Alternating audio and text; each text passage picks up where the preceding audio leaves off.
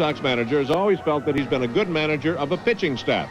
And apparently that will bear out because his pitching staff is doing quite a job for him so far this year, Joey. Well, they have some boppers. Of course, now they have Baylor and to go along with Rice and Boggs. But you're definitely right. He's doing a good job. He's got a good pitching coach to help him along, a man with a good track record in Bill Fisher. But the thing that's really helped them is just like trying to win a race without a horse. They've got a couple of guys down that bullpen who have been pleasant surprises, and Tim Lawler and Joe Stambito, two left-handers, were go along with Bob Stanley. And another different manager, the other manager can't really trick him now because he has the two left-handers. Right. So if that manager makes a change, he can make a change and still come back with a left-hander. Well, as we said, the weather is really good. It's going to be a good three-game series here. And tonight, Al Nipper goes against Don Sutton. We're happy that you've joined us for Angels baseball tonight from the Big A. Now, just before we went on the air, Joe Torre had a chance to talk it over with the hard-hitting young first baseman for the Angels, Wally Joyner. Here's that interview. Wally, the consensus was that you'd hit around 300, but now with 10 home runs after the last 2 years in the minor leagues, 12 each year, and you're up with 400 and some odd times at bat, can you explain the power and the first grand slam on Thursday night against Acker of Toronto? Well, that was a thrill. You don't go up and try to hit home runs. I don't think anybody does. Maybe the Reggie Jacksons, the guys who've hit over 500, maybe 100 of those times they've gone up and tried to hit a home run. But more or less, you just go up, try and get a ball to hit hard. And I think that my workouts habits that have come from Puerto Rico, I've started to work out on the weights quite hard. And I think that's the topping on the cake. That's what's getting me to hit the home runs now. I think I've got more strength, and I'm just putting a little more bat speed on the ball that I'm hitting right now. Because that's the one thing that doesn't show up in the statistics is that you did hit 14 home runs during winter ball, which isn't that long of a season. No, it's not. I played 57 games, but you come to spring training, and these guys tend to downplay it quite a lot. They say, well, you know, you didn't have the Jim Bibbies down there. You didn't have the Jack Morrises, the guys who are well known in the big leagues right now. They weren't down there, and true, they weren't. But, you know, not everybody does hit 14 home runs. But then again, you know, no one knew or didn't know how well I was going to do until right now, and everybody seems to like it. But the thing that's important is that the Wally Joyner isn't really surprised by what's going on the field and in the batter's box, is he? No, I'm confident. I don't try and hit home runs, but I'm confident that I can hit 300. And the home runs are just blessings, and they're just the topping on the cake right now. And I'll take them. Everybody will take them. Keep it going, Wally. Thank you, Joe.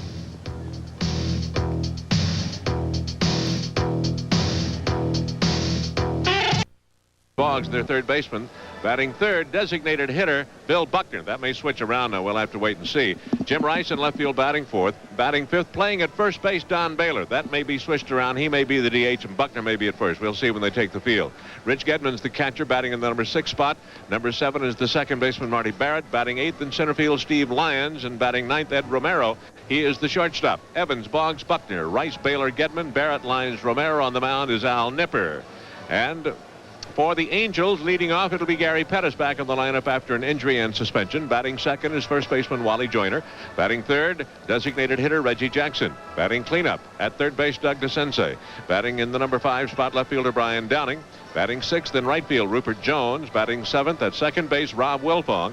Batting 8th at shortstop, Dick Schofield. Batting 9th and catching is Bob Boone with Don Sutton on the mound. Pettis, Joyner, and Reggie. DeCense, Downing, and Jones. Wilfong, Schofield, and Boone. Don Sutton on the mound going for his second win of the year. 3-3 lifetime against the Red Sox. He was 1-0 last year.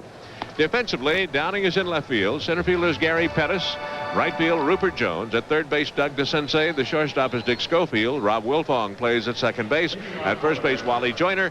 Behind the plate is Bob Boone. Don Sutton on the mound going for his second win of the year and number 297 of his career. And he faces Dwight Evans. The right fielder batting .248 with a couple of home runs and 12 runs driven in. And the Red Sox come in with a 1-game lead in the East. 1 game better than the Yankees, 2 better than Cleveland. Be a good 3-game series. Out of play as he started it with a breaking pitch, and Evans fouled it away. Well, Don Sutton started with a strike, and that's what Don Sutton has to do, because every time you talk about Don Sutton, you talk about how many pitches he throws, and he seems just to run low when he reaches about 90. So we'll have to keep count again tonight. Dwight Evans is one of those unusual leadoff men. Hits the ball hard here to Pettis in left and right center field, and Gary hauls it in, but he hit it hard. But what I was going to say, Joey, one of those unusual leadoff men who's going to get on base, who's going to drive in some runs, and who's going to hit some home runs for you. And you don't find that very often in a leadoff guy. No, you know, you think back to Bobby Bonds, who used to lead off and get a club a one-run lead. But when you're playing in a place like Fenway, where he can really steal a run for you real quick, a manager likes that situation, and when he can afford to have a hitter like Evans leading off, because you can look down the lineup with Boggs, Buckner, Rice, and Baylor. He's got a lot of strength in that middle, a lot of meat there. Wade Boggs, the number 3 hitter in the American League. Third baseman takes a strike. Darrell Cousins is the plate umpire. First base umpire is Mike Johnson. Derwin Merrill's at second base, and Ted Hendry at third. That's the crew that'll work this series. Boggs batting .363. Slices one foul off a breaking ball, and he's in the hole, 0-2. You think he gets tired of hitting above 350 all the time? Is it boring for him, you think? I don't know. He has the magic wand. There's no doubt about that. He's hit safely in 8 out of 9 ball games. Well, what's important, what a Wade Boggs does, he doesn't try to pull a ball, evidenced by that last foul ball, which makes it tough for a pitcher to fool him. Fouled away again. Came inside on it. He's hit 3 home runs, driven in 20. This is a category in the early part of his career a couple of years ago that there was some question. Is he ever going to hit the ball out of the ballpark, and is he going to drive in some runs?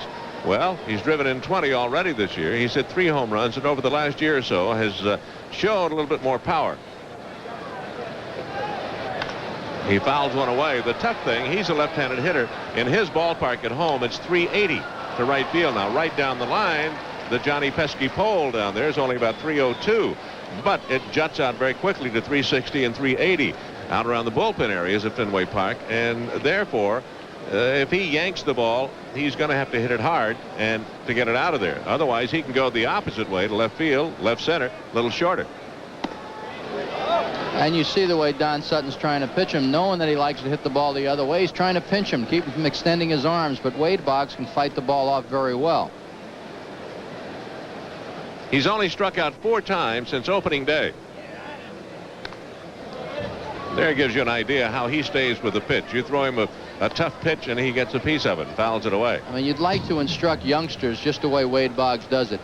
Just hit the ball through the middle and the other way, because what that does for you is it makes you wait. And the longer you wait, the less you're going to be fooled. And good hitters are not ashamed or afraid to get jammed.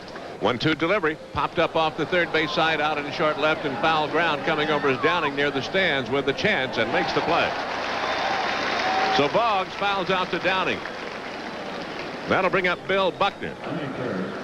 Now, they say he's the designated hitter. I don't know whether he's the DH or whether he's going to play at first and Don Baylor's going to be the DH. But anyway, that's the lineup they gave us, that he would be the DH. We'll see. He's batting .202, which is not a Buckner average, with a couple of home runs and 16 runs driven in. Now, he's played 15 years and lifetime around .295, so Bill Buckner will hit his mark.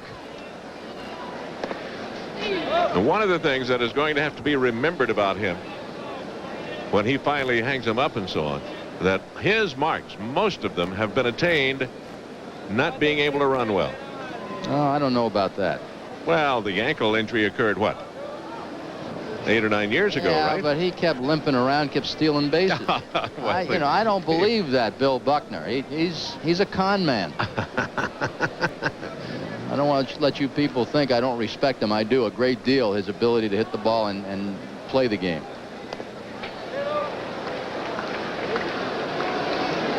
Do you think he may have conned you a few times when you were sitting on the sidelines and he took an extra base on you? In fact, when he used to foul one off his foot, you know, and then get to first base after he walked or something, then call timeout to walk around a little bit. Sutton works 3-0 and misses ball 4, and he walks him with 2 out. That'll bring up Jim Rice, batting cleanup and batting .309 with 5 home runs and 29 runs driven in. 2 out, nobody on. Would you think, without looking at stats, that who would you think had a higher lifetime average, Buckner or Jim Rice? I would think probably Buckner. That's what I thought. Jim Rice is .302. And I'm not a stat man, but I just happened to be looking through the press guide, and that really impressed me with the kind of numbers he can put up there home run and RBI-wise. He's hit safely in 16 out of the last 17 ball games. Looked like a high slider that may have been out of the strike zone. He's hitting 5 straight.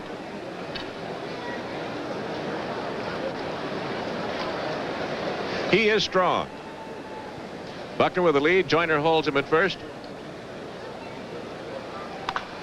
Popped up behind second base. Schofield drifts over to his left at the edge of the grass and makes the play. And Sutton gets out of any other damage in spite of the walk. No runs, no hits. A walk, a man left. We go to the bottom of the first here at the Big A. There's no score. Angels come to bat with Pettis, Joyner, and Reggie Dua. Goes to the mound. His record 3-3. 2-0 in his career against the Angels defensively for Boston. Out in left field, Jim Rice. Center fielder is Steve Lyons.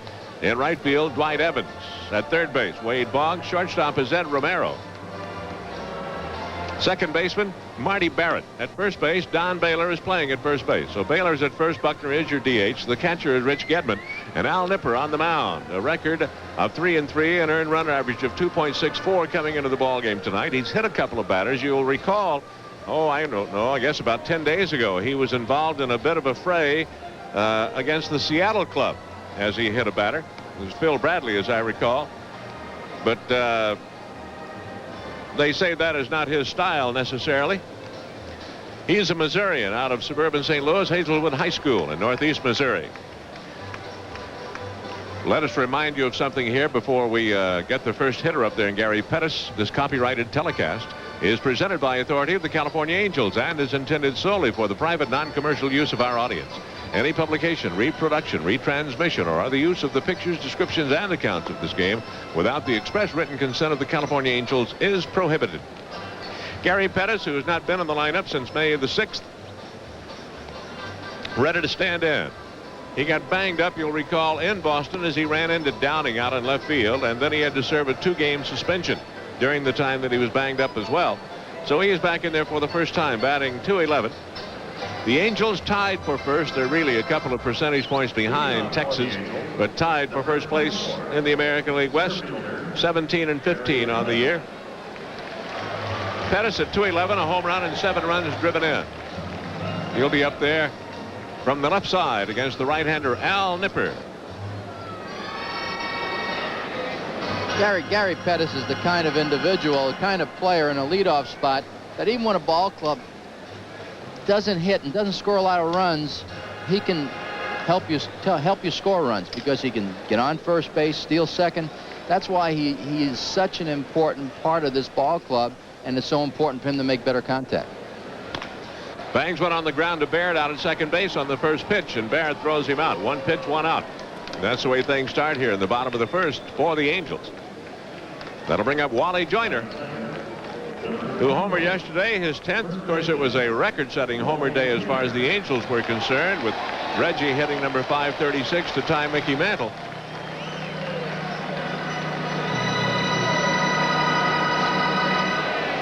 Welcome to Wally World. Well, that's just about what he has turned the place into. Hobbsville, Wally World. He's something. He leads the American League in RBIs with 29. He's tied for second in home runs. And he's a baseball fan. Did you hear him mention Jim Bibby in the opening? I know. Jim Bibby, one of the present-day pitchers. I didn't know that. I wonder if he ever faced Bibby. Fouls one away. He has 10 home runs. He is tied for third in runs scored with 24. Go ahead. I was just going to say, good hitters really don't care who's pitching. Well, I tell you one thing. If he got to face Mr. Bibby when Mr. Bibby was throwing heat, he would get a liberal education. Yeah, Jim Bibby used to throw those very small baseballs. Nipper's pitch is outside for a ball. 3-1 to Wally Joyner. 1 out and nobody on. We're in the bottom of the first, scoreless ball game. This is the first of 3, and we're pleased that you've come along with us for Angels baseball here tonight from the Big A. Well hit toward left center. This is way back. Back is Rice at the wall. See you later. Wally Joyner, number 11, for the rookie first baseman.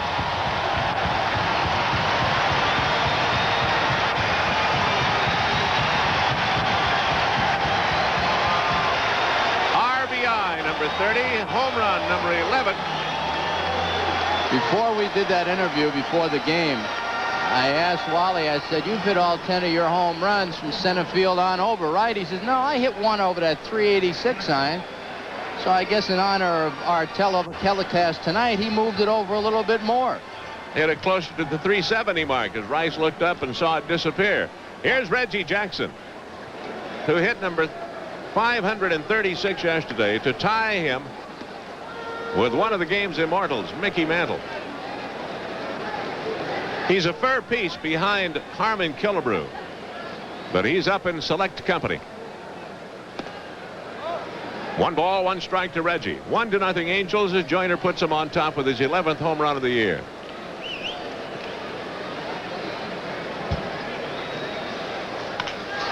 Hit high in the air to right, but Evans will have a play on it as he comes over to his right. Got it a little bit out on the end of the bat. Reggie flies out to right field. 2 out. And that'll bring up Doug DeCinces. That's what hitting behind Wally Joyner will do to you. Trying to make you hit a home run. Doug DeCinces, as he stands in, by the way, wanted us to say hello to his grandmother, Catherine Spenceley of Calabasas. She is having a very happy birthday, we hope. And there is Wally Joyner down in the dugout after putting his team on top. Doug DeCinces has been struggling a little bit against right-handers. He just doesn't seem to be able to stay in there, Bobby. His front shoulder, if we watch the front shoulder, he just doesn't seem to drive at the pitcher against right-handers. Left-handers he handles all right. Nipper misses up and in. 2 balls, 1 strike. Doug at 238. 16 runs driven in, 3 home runs. Batting here with 2 out and nobody on.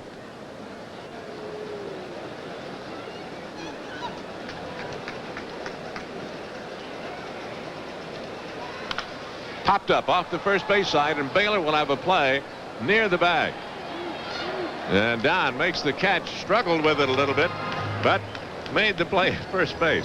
1 run, 1 hit, a home run by Joyner, nobody left after an inning. The Angels won the Carnation Dairies and KTLA Channel 5. Don't miss this one. It's a dandy ball glove for you youngsters. That guy right there may have one as of May 30th. We'll be televising that night. Don Baylor is up there and has a big hack at a Sutton breaking ball. No contact. Strike 1. Don batting at 198. He caught that pop-up like a DH, didn't he? Down in the heel of the glove. He struggled a little bit with it, yeah. 5 home runs, 18 runs driven in for Baylor, who's going to hit better than 198. There's a strike, and it's 0-2. Always stands very close to the plate, and consequently, he gets hit a lot during the course of the year. And luckily for the opposing pitcher, he doesn't get mad a whole lot. He will get angered if he thinks you're throwing at him. If you're just pitching him inside, he won't say much. Did he go? Yes, he went around, according to the first base umpire, Mark Johnson, and Baylor is punched out of there. That kind of annoys a hitter, does it not, when you get that big sweeping call by a third or first base umpire on a check swing? Well, he tried to hold up, but he couldn't. That was a good biting curveball. That's the one that Charlie Dressen used to like, that deep cutting curveball, as you were looking at John McNamara giving a little hassle to Mark Johnson at first. Showing up my ball player, he says. And he's protecting his ball player like a good manager should do. Here's Rich Gedman. Had 4 hits in yesterday's ball game, in which the Red Sox were winners against Oakland. He's batting 286, a couple of home runs, 9 runs driven in.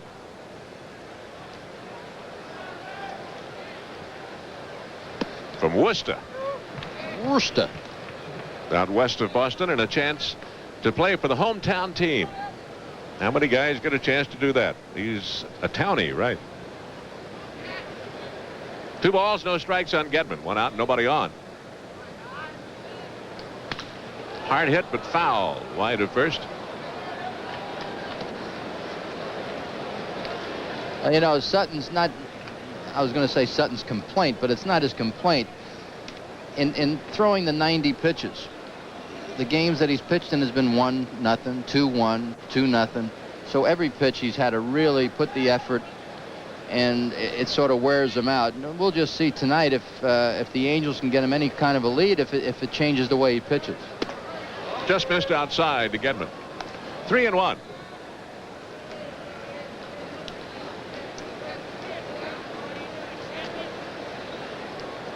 The 5th time in his career yesterday that he has had a 4-hit ball game. Pops this one up toward third for DeCinces, coming over toward foul ground. 2 down. Gedman fouls out to DeCinces, and that'll bring up Marty Barrett with a 12-game hitting streak.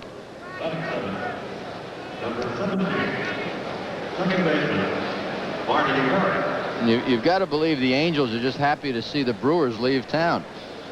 They've had a dickens of a time with them for whatever the reason may be. I don't know what it is necessarily. They just didn't really play very good baseball against them in 5 previous ball games. And they messed up a good road trip. Going into Milwaukee, the Angels were 4-2. They leave there. They're 4-5 and wind up 5-6 on that trip. Barrett looks at the breaking ball outside.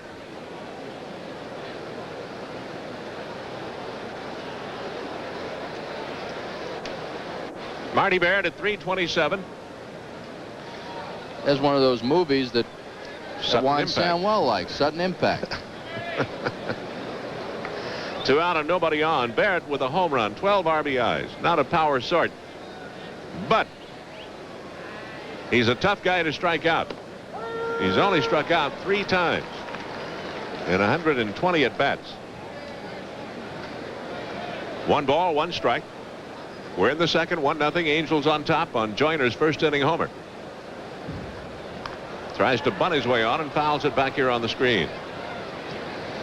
Our next telecast for you, by the way, will be next weekend in Detroit on a Sunday afternoon. Hope you'll join us.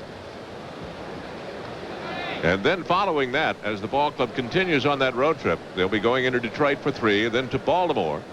And then when they get to New York, Joey and I'll have a chance to bring you 3 out of the 4 there as they play a Friday, Saturday, Sunday, Monday affair.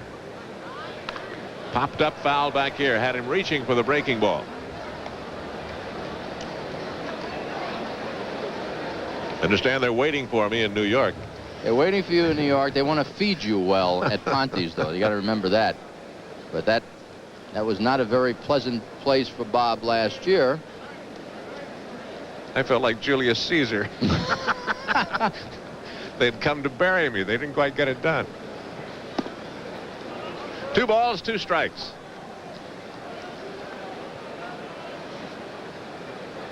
Now you're going to love it this year. The Big Apple for you. I think they're going to fly you in for the Statue of Liberty goings on in July, aren't they? Sure they are. A little check swing looper off the first base side that is fouled, bounding into the seats. We're going to be in Toronto that weekend where it's not even going to be a holiday. On the 4th of July. That's not a holiday in Toronto. No, last year.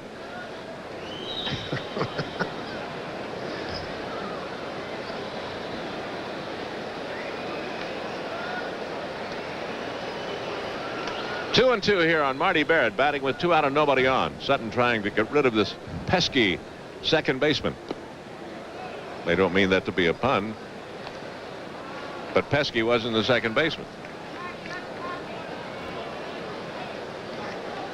Full count, 3-2 on Marty Barrett. On deck, Steve Lyons, their center fielder. 2 out and nobody on. 1-0 Angels. Red Sox batting in the top of the second. Boston has won 8 out of their last 9. 5 in a row coming in here.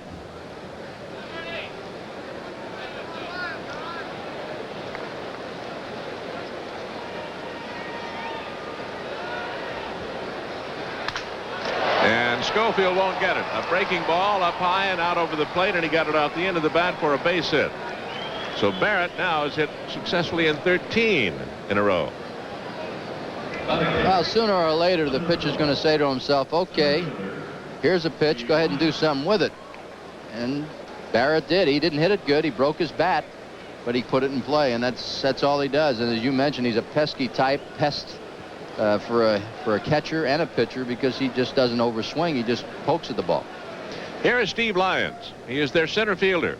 Now you say, where's Tony Armas? Well, he's on the bench right now. 6'3", 190-pounder from Natick, where he makes his home. He's really out of Tacoma, Washington. Lyons at 188, no home runs, 5 runs driven in. Last year was his first year with the big club on 133 ball games. They chased Barrett back over at first base.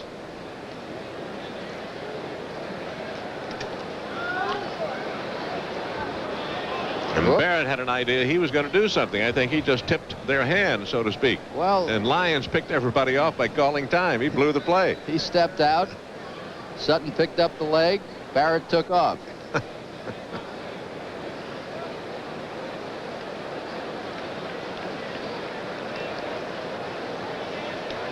He's going to pay a little attention to him now. He chased him back there one time.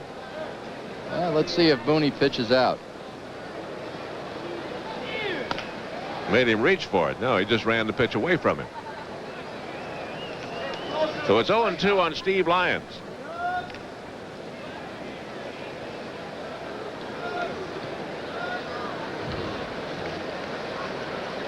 You look over the people in leadership in various categories in the American League, and you see a lot of Boston people, and you see some California folks in there.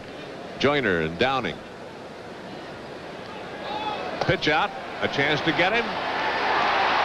They got it. Boone cuts down Barrett. 2-4 on caught stealing. No run. The base hit, a man caught stealing. Nobody left. We go to the bottom of the second. 1-0 Angels. Due up, Downing, Jones, and Wilfong. More people here tonight than what you see right there. That happens to be a little way out. By the way, 4 guys on their own are up against the odds in Loners Week, starting with Thief tomorrow night at 8 on Channel 5. You trying to intimate that he stole that ball? No. I'm trying to figure out where the shot was taken from. From downtown. Brian Downing leads it off against Al Nipper. Downing at 300.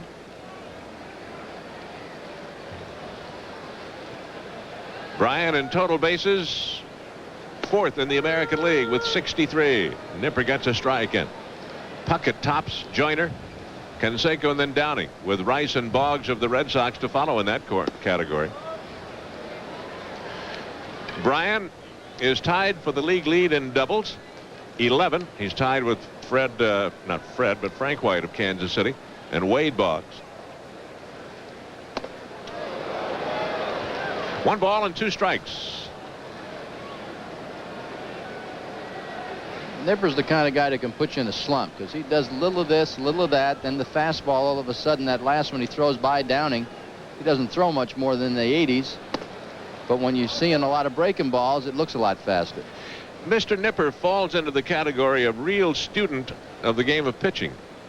He has read something like, I don't know, in the neighborhood of 60 books on pitching. I just hope it doesn't do to his pitching what it's done to my golf game. Check swing roller toward third. Boggs near the bag, and it's going to be ruled foul ball, or is he safe for what? Foul ball. Foul ball. Hustling it out. Baylor couldn't come up with the scoop, but it was a foul ball, and Downing will come back. But Nipper apparently has the ability, Joe, to read all of these books about pitching. As you look at it one more time here. Yep, outside part, but Downing doesn't want to leave first base. Now he's coming back. There he goes. He didn't want to leave. But what Nipper is apparently able to do is glean something from the books that he has read, and if it applies to something he can do in pitching, fine. And if it happens to be something that somebody threw 100 miles an hour reading a Nolan Ryan book and there's not much in there he can use, then fine. There's nothing there he can use. Now you can use some of the stuff that I wrote because I'm with Nolan Ryan in that one book you wrote about. The breaking ball, and Downing is down on strikes. Foul tip is indicated by the plate umpire Darrell Cousins. The first strikeout recorded by Nipper. He does a little of this and a little of that, and there's a breaking ball which has good bite on it, and Downing was giving, and he knew he fouled it off. He just wanted to check and see if Gedman held on to it. Here's Rupert Jones batting .234. Angels on top 1-0 on Joyner's home run. Rupert with a mini 3-game hitting streak. Of his last 7 hits, 5 have been doubles. He's in right field tonight. We're in the bottom of the second. Really good night for baseball. Great weather. Little soft curve is too high for a ball. Nipper's the kind of guy, when you go to the plate, you make up your mind you're going to hit his breaking ball. He's going to throw you the fastball when he gets ahead of you to set you up for the breaking balls. Down and in, ball 2. That was a screwball type pitch. He tried to get that away, but it stayed inside. He throws what, 3 or 4 pitches? Fastball, a cut fastball, a curveball, split-fingered fastball, a knuckleball, and he turned that last one over. People, I think, get confused sometimes when they hear us talk about turning a pitch over. That's one right there. When a right-handed pitcher pitching to a left-handed batter turns it over, runs it away from the right-hander or left-handed batter in this case, or runs it inside on a right-handed batter, that's what you get.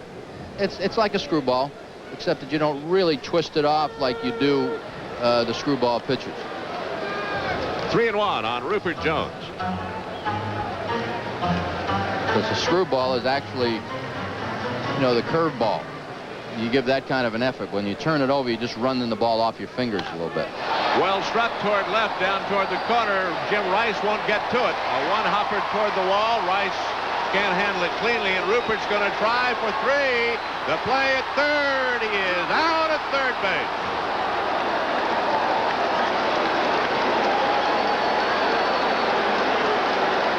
There's no way you can second-guess Rupert Jones. The play's in front of him.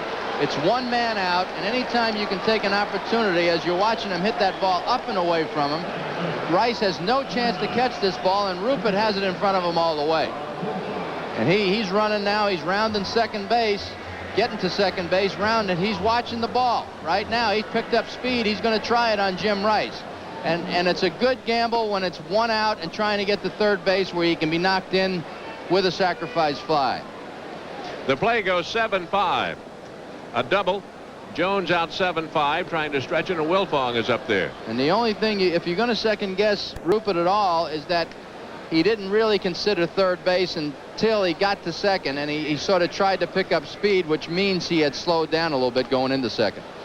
Wilfong 0-2, batting at .296. But I just want to reiterate, trying for third base with one out is a good gamble. Trying third base with none out or 2 out is a bad gamble. 1-2 on Rob Wilfong. Couple of home runs, 11 runs driven in. He got lost in the Reggie Joyner yesterday. He hit his home really run, did. and nobody really paid much attention to it. He has 6 multiple hit games in his last 8 ball games. He has 24 hits, and that's as many as he had in 3 months of last season that he would like very much to forget. And rapidly is, I think. He slices one upstairs off to the left side just above one of our cameras. They're televising back into Boston tonight, and our good friends Ned Martin and Bob Montgomery here. And then right next door, good friend Ken Coleman and Joe Castellano doing the radio side of things for Boston baseball. 2-2 delivery just outside. So it was 3-2, and it's ball 4 on Wilfong. That's the first walk given up by Nipper, and that'll bring up Dick Schofield. Number 22, shortstop, Dick Schofield. Dick Schofield at .286. He can maintain that from .250 on up. Any neighborhood like that, that would be very pleasing to number 3. And I'm just wondering if the presence of a Burleson and the kind of start he's had anything to do with that. You got me. Doesn't hurt. Competition's great. 1 ball count on Dick Schofield.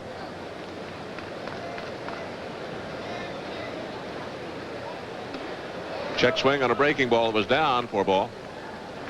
He's batting .340 in his last 12 ball games.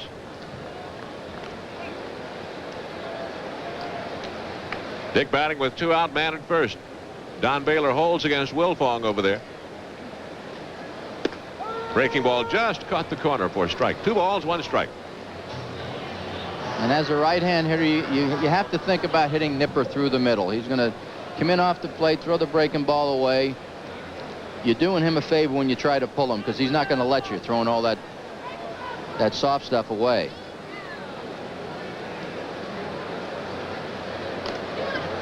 Mr. Nipper was signed by an old friend of yours and mine, Mr. Torrey, Footsy Linhart. Don Lenhart signs an awful lot of really good ball players for the Red Sox organization, as does his counterpart down in this part of the country in Ray Boone, Bob Boone's dad. But boy, they signed some good ball players. Yeah, Ray Boone was in the Boston dugout before the game. He's probably scurried back home to watch us. 3-1 pitch here to Schofield. Hit a little bit up on the bat. It'll be caught by Rice. He got it up around the trademark somewhat and flies out. No runs.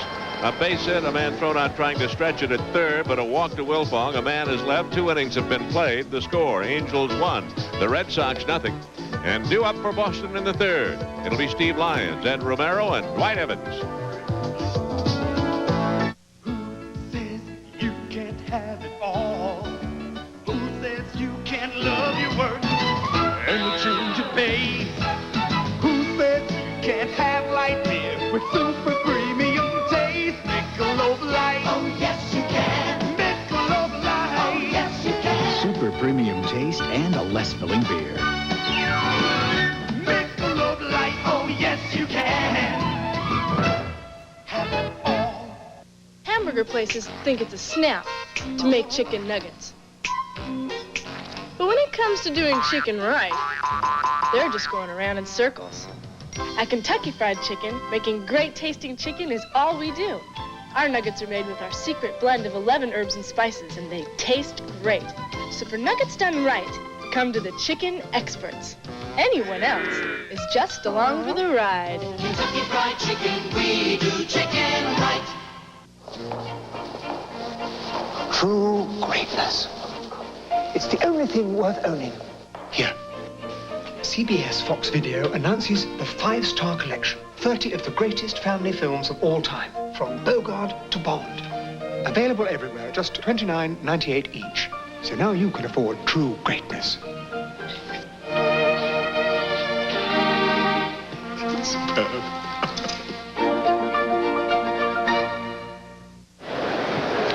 A reminder to you, Angels baseball is brought to you in part by Toyota, who offers a full line of 1986 cars and trucks. Who could ask for anything more? Let's take a look at some of the other baseball as we go along here this evening. Toronto and Oakland underway. Toronto got 1 in the first. They lead 1-0 in the bottom of the second. Steve Lyons to lead it off here for Boston. He was at the plate when Marty Barrett was thrown out in the previous half inning. Or in the previous inning, not the previous half inning. Lyons bluffs a bunt, takes a strike off a breaking ball. Milwaukee at Seattle, no score, bottom of the second. Kansas City leading Detroit 6-5, top of the 9th inning in Kansas City. Jim Sundberg has hit a home run on that one. Toward third, DeCinces playing in, couldn't get it. Off his glove, and Lyons going to wind up with 2. It'll be a double. Hit it on the ground, and with DeCinces playing up inside the cut of the grass at third, really didn't have a chance of doing much with it. If he had made the play, it would have been a spectacular play. It really would have. I'm not sure he would have thrown Lyons out. He just poked that ball down there, and DeCinces does a good job just getting the glove on the ball. However, it just winds up in no man's land, and by the time people get to it, Steve Lyons is in with a double. So the tying run at second base, first time tonight that the Red Sox have put the leadoff man on. That brings up Ed Romero, and we'll see how John McNamara plays it here. McNamara is not a fellow that likes to favor the bunt. Romero takes a strike. This is one of the games that the Red Sox play. This year they have a kangaroo court, and this is where you can get fined if you don't get the runner over to third base. Man on second, nobody out. Don Baylor is the judge, right? He came over, and Jim Rice was telling me it's made a difference in the ball club. He does try to bunt it. It's going to work. Boone has to make the play to first base, so he bunts him over. Took a strike and then bunted it. 2-3 on the sacrifice. Over to third goes Lyons. What you do is you give the hitter sometimes the option of getting him over to third base. However you do it is up to you. It's just his job to get him over there. And Bob Boone does the smart thing, calling Sutton off the ball and throws him out. So they have a runner at third, 1 out, tying run at third base, and Dwight Evans, their leadoff man up there. In some of the other baseball, the Yankees in front of Minnesota 4-2. That's in the top of the 8th. Henderson and Weiniger have homered for the Yankees. Laudner's hit one for Minnesota. Baltimore beats Chicago 4-3. That's the first loss for the new manager, Tony La Russa. Reincarnated. Yeah, reincarnated. 4-3 Baltimore beats the White Sox. Evans takes one high for a ball. Tollison and Baines homered for Chicago. Sheets and Dwyer hit home runs for Baltimore. Bordy got the win. James the loser. And Texas scored 19 runs and beat Cleveland 19-2. Down too low. Texas is on fire, sweeping the Yankees. That'll do something for your confidence. You sweep the Yankees. They had 8 runs in the 6th, Joe. 4 runs in the 7th. 4 more in the 8th inning. 19-2 they beat Cleveland. Sutton with the 2-0 pitch here to Evans. Popped him up the chute, but it won't be playable. It's back here and it'll be on the screen. No chance for Bob Boone. Philadelphia beat Houston 5-1. Raleigh got the win. Walker had a home run for Houston in the ball game. They had 8,354 in Houston. The Mets shut out Atlanta 1-0. McDowell the winner in relief 3-0. Eisenmacher 1-1. Here's a hard hit ball deep down the corner and left, and it is off the wall. That makes it 1-1, and Evans will have a double. Downing tracks it down and gets it back in.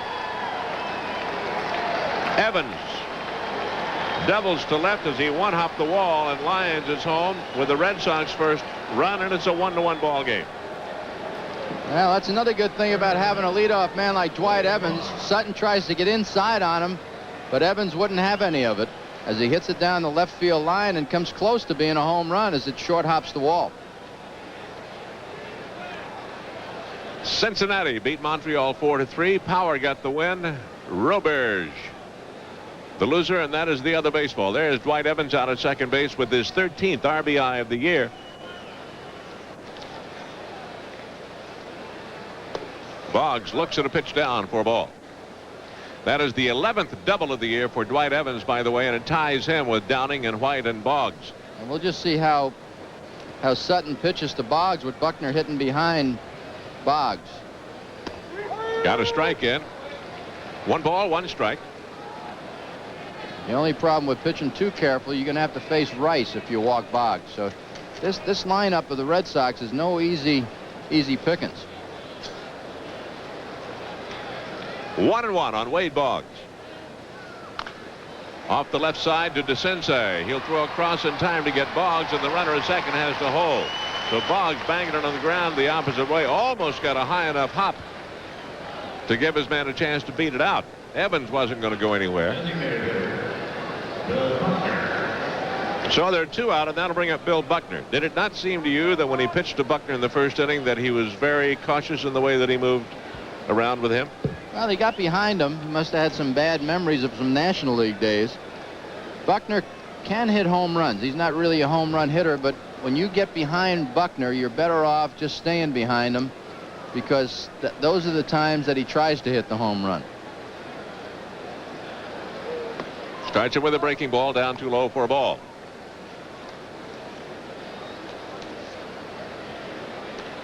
He has a lot of respect for Bill Buckner, obviously, because he has really been pitching from behind with him. It's all tied at 1 with 2 out here in the top of the 3rd. That's a strike. 1-1 on Buckner.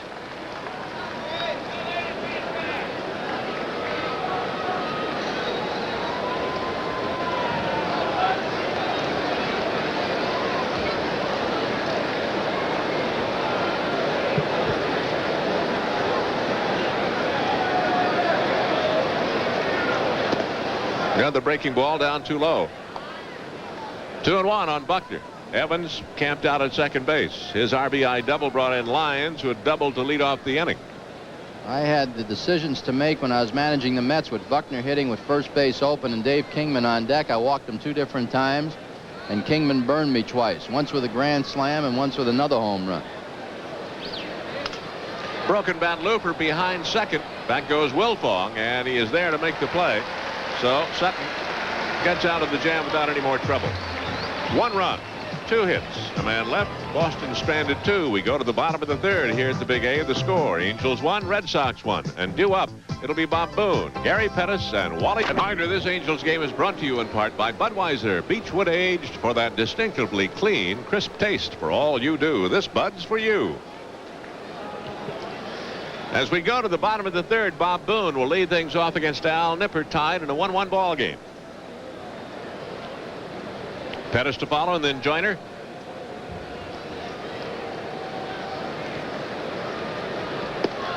Nipper works down and in for ball 1. Bob Boone batting at .244, considerably better than last year at this time. He's gotten off to a better start.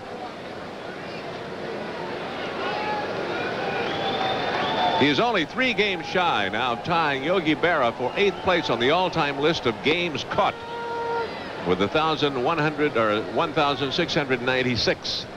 2 balls, 1 strike.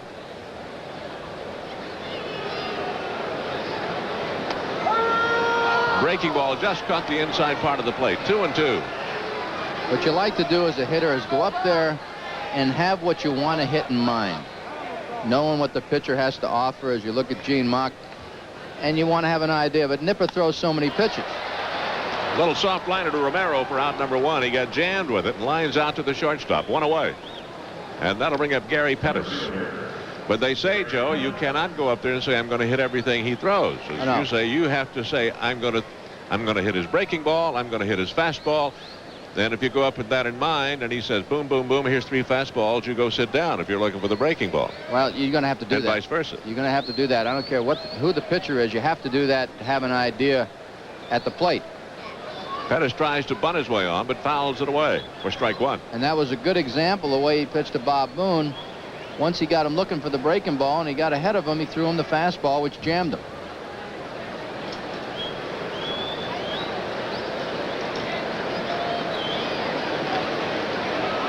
Pettis batting at .208.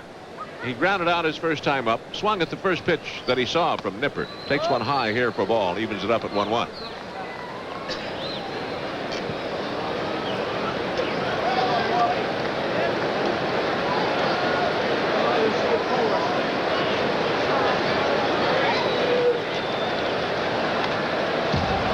One and 2 on Pettis. 1 out and nobody on in a 1-1 game in the bottom of the 3rd.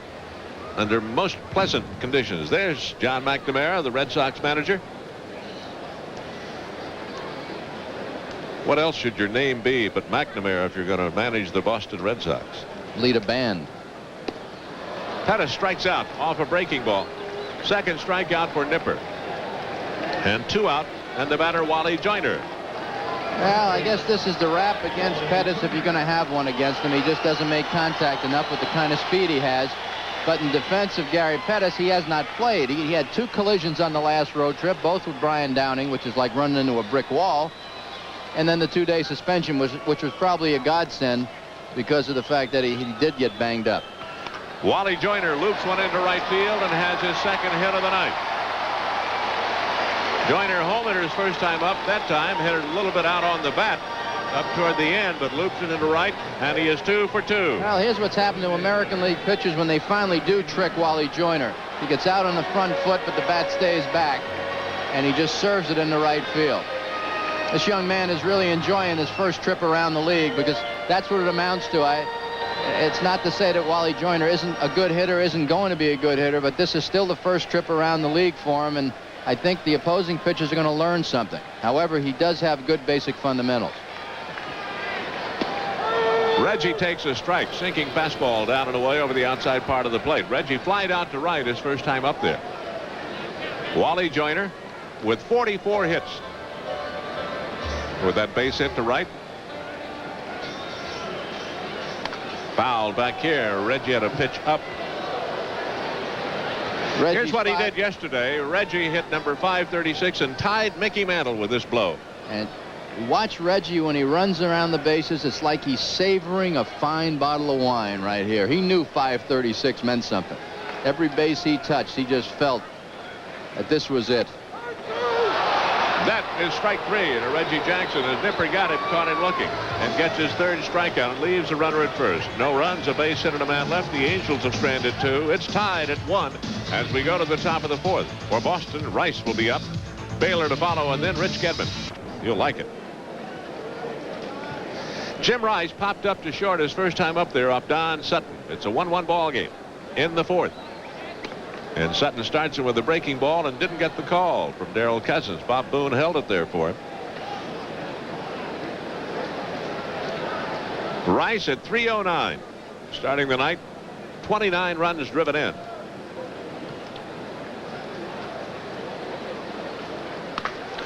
Line shot to left, base hit. He got it out off the end of the bat.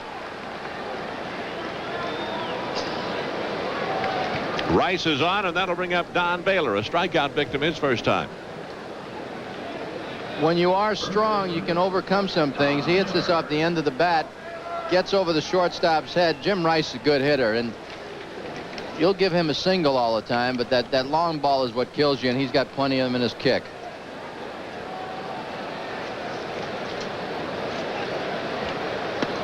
Baylor goes after the breaking ball and doesn't get it.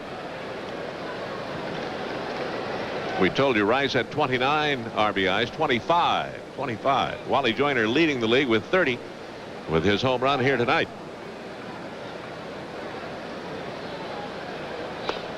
Down too low.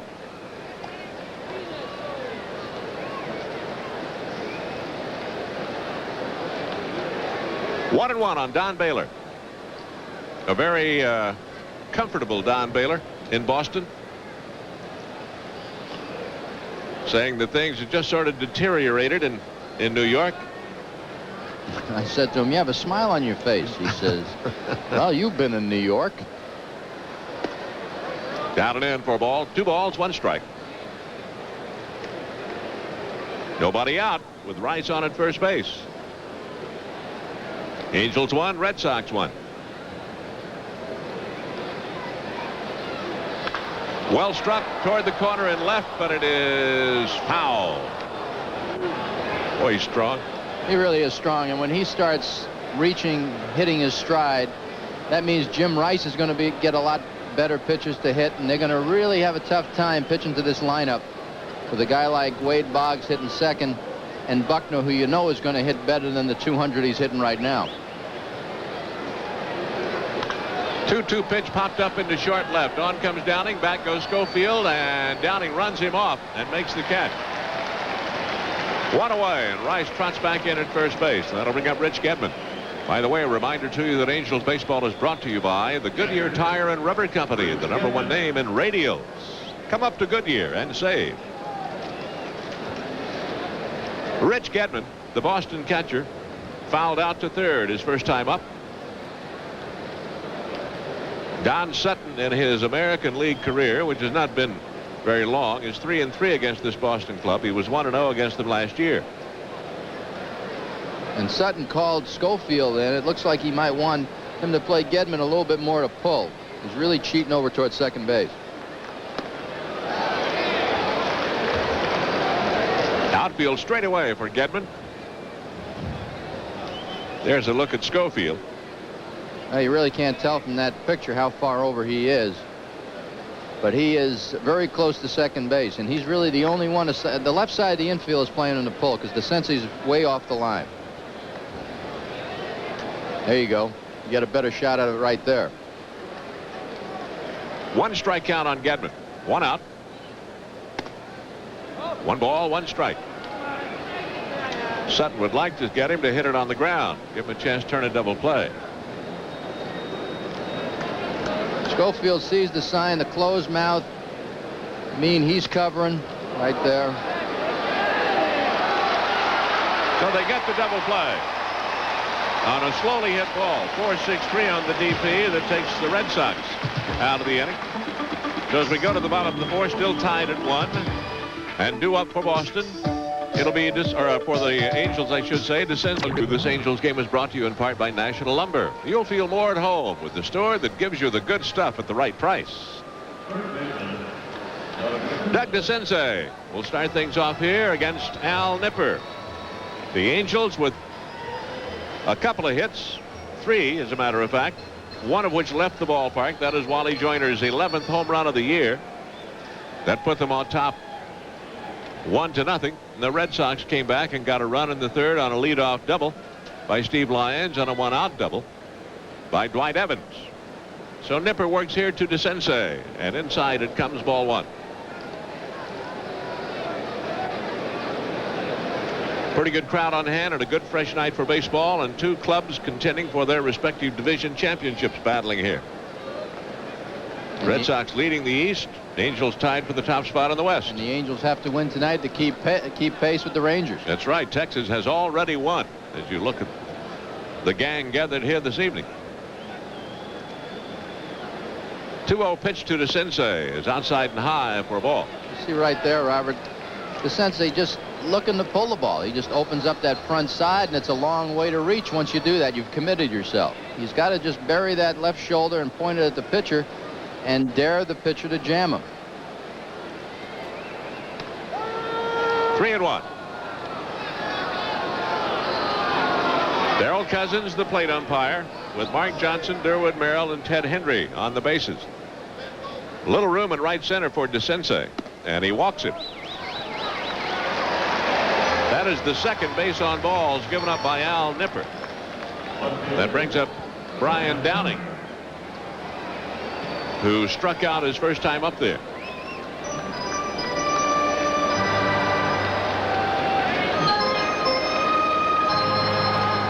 Angels 2-3 on this current 8-game homestand.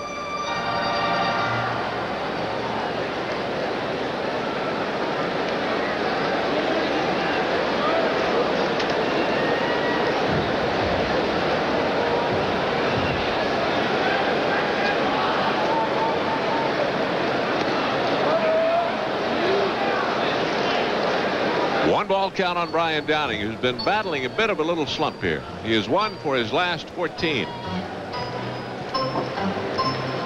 And Gene Mauch is thinking, let me get a lead again. They want to get Sutton the lead. There goes DeCinces, and a looper into right on the hit and run. A base hit. DeCinces comes over to third. Lyons gets it back into the infield, and Downing, though it may have not been very pretty, it was effective. I'll tell you, when a guy is struggling a little bit, usually you take the decision off his shoulders by putting on a hit and run, and Downing hits a good pitch. When a hitter knows he has to swing at it, he just watches the ball a little bit better, and that might snap him out of that slump. It sure puts the Angels in a good situation here in the 4th inning. First and third, nobody out, and Rupert Jones up there, and Downing with a grin on his face at first base. Not what you'd call a really big grin, but at least a little bit of a smile. Smirk, I guess you could say. Take anything you can get, right, when you're 1 for 14. And then the qualified, you say, well, that makes up for some of those line drives that are caught. Rupert Jones had a double his first time up, but was thrown out trying to stretch it into 3. They got him at third. Takes a pitch outside for ball 1. And they give Rupert a big, big hole in left center field. Rice come over toward the line a little bit more to guard against that one straight down the line. You see that big gap. That's just about straightaway center field. Pulled it toward first, but behind Bobby Knopp. Foul over there.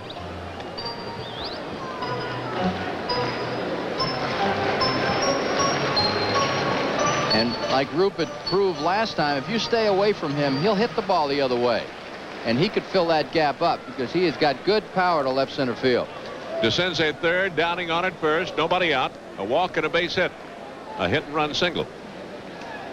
And Rupert takes the off-speed pitch outside for a ball.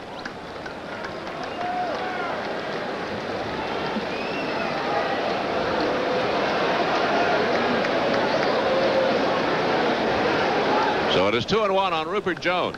The Angels trying to break a 1-1 tie here. Check swing. Did he go around? No, says the third base umpire.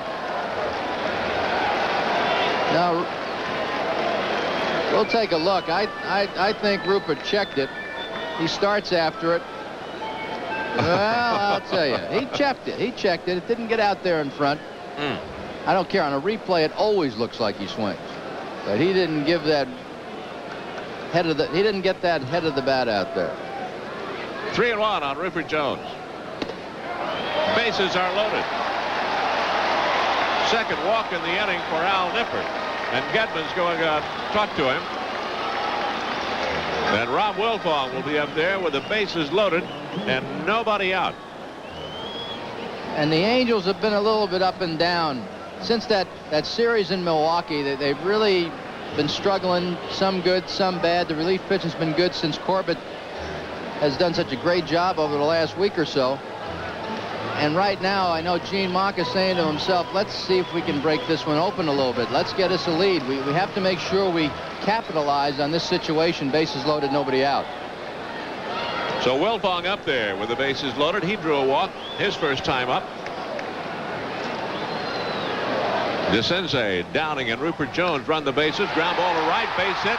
That'll score one for sure. Here comes Downing around. Evans will throw to third. Rupert goes there. Safe. And it's 3-1, and Wilfong drives in a pair.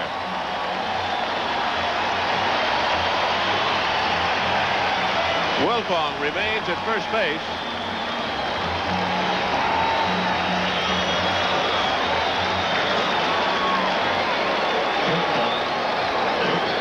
You're not going to be able to ignore Rob Wilfong right here. Bases loaded, nobody out.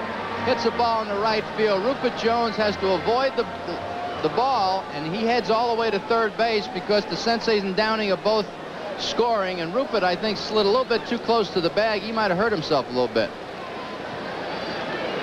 He's all right. He remains over there, and that brings up Schofield with a first and third situation and nobody out. Dick flied out to left his first time up. Takes a strike. 3-1. Nobody out. A pair of walks and a pair of hits here in the fourth inning. And here's one of those situations. They're going to give you another run if you hit it to the middle infielders. If you hit it to third base, Boggs will come home because Rupert Jones is going to have to run to keep them from going for the double play. 1 ball, 1 strike on Dick Schofield. The man at third base has to run in a first and third situation just to make sure he's not standing there when they complete the double play.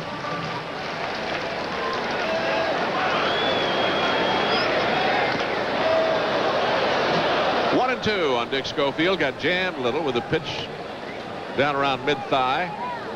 Jimmy Reese over in the dugout. That was one of the first people John McNamara looked for when he got to the ballpark today. When he came on the field, he says, "Where's Jimmy Reese?" And he went into the outfield to talk to him.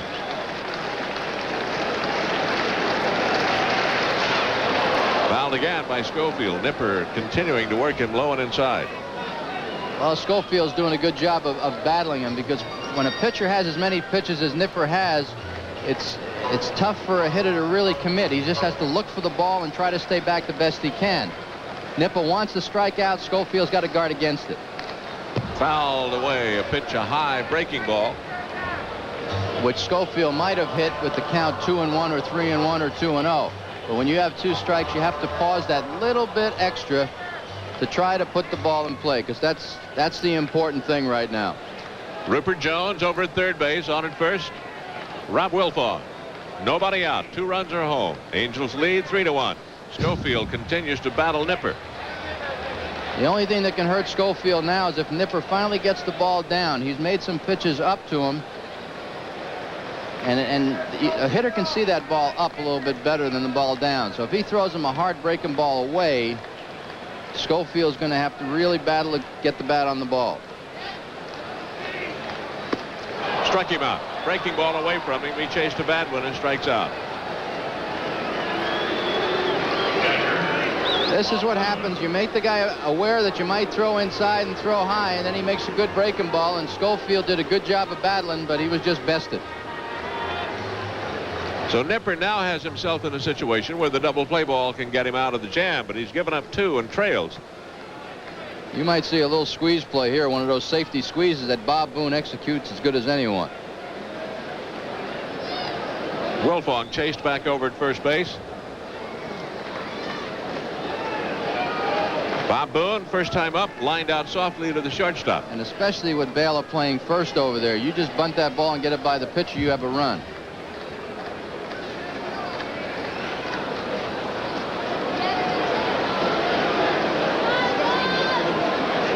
The best bunter on the ball club is at first base, and Wilfong. but Boone might fall into second place in that category. He's going to swing away. Goes after a breaking ball and doesn't get it for strike one. Bob Boone burned me a lot of times when I was in the National League and he was with the Phillies. Because he can handle the bat.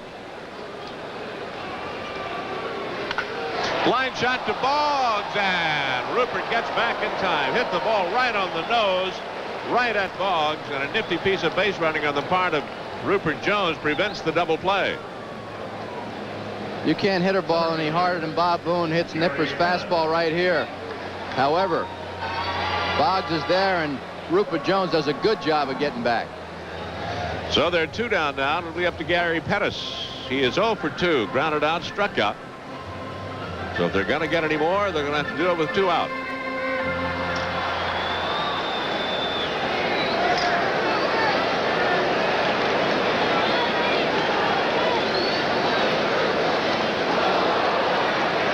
Turned it over a little bit, ran it down and away from him for strike one. He's tricking Gary Pettis. His head's flying out of there. Again, he hasn't played in a few days. It might take him a day or so to get his timing. Still probably a little aches and pains from running into Downing a couple of times.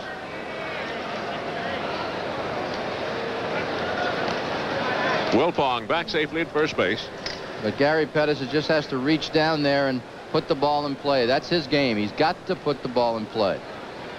Utilize that speed, and I know people get tired of hearing it, but managers get tired of thinking it too.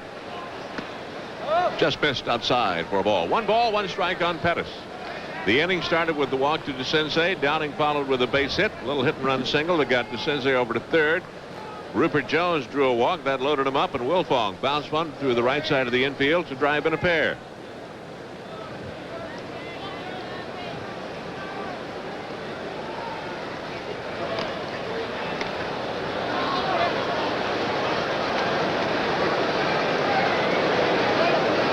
Lions fairly shallow out in center field for Pettis. 1 ball, 1 strike. Just missed inside for a ball. 2-1. Nipper, I think, thought he had made a pretty good pitch. That Lions, little unusual alignment for Pettis as a left-hand hitter. Usually you'll find the center fielder on the other side of the second base bag.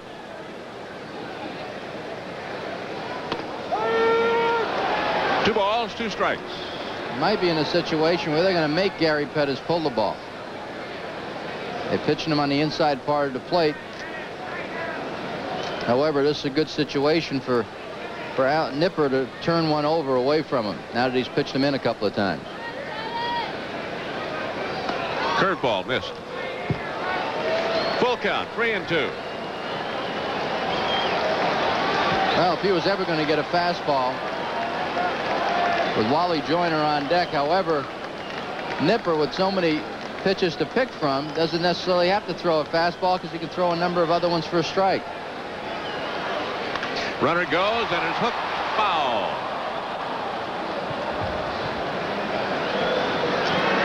One thing Gary Pettis has to know, though, he is going to get a strike because he doesn't want to face Wally Joyner.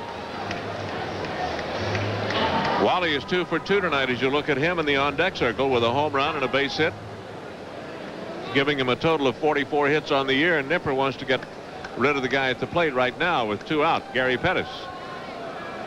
Wilfong goes, bouncer to the right side. Barrett has a bad hop go over his head. A run scores. Wilfong goes to third, and the Angels lead it 4-1. A bad hop single and an RBI for Pettis. Barrett was ready to field what was looking like a routine ground ball, and it bounded over his head. This kind of stuff never happens on AstroTurf, but this is the kind of thing that'll get you out of a slump.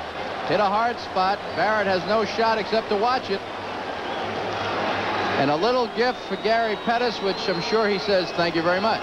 Bill Fisher, the Red Sox pitching coach, coming out. Pettis with a little grin on his face.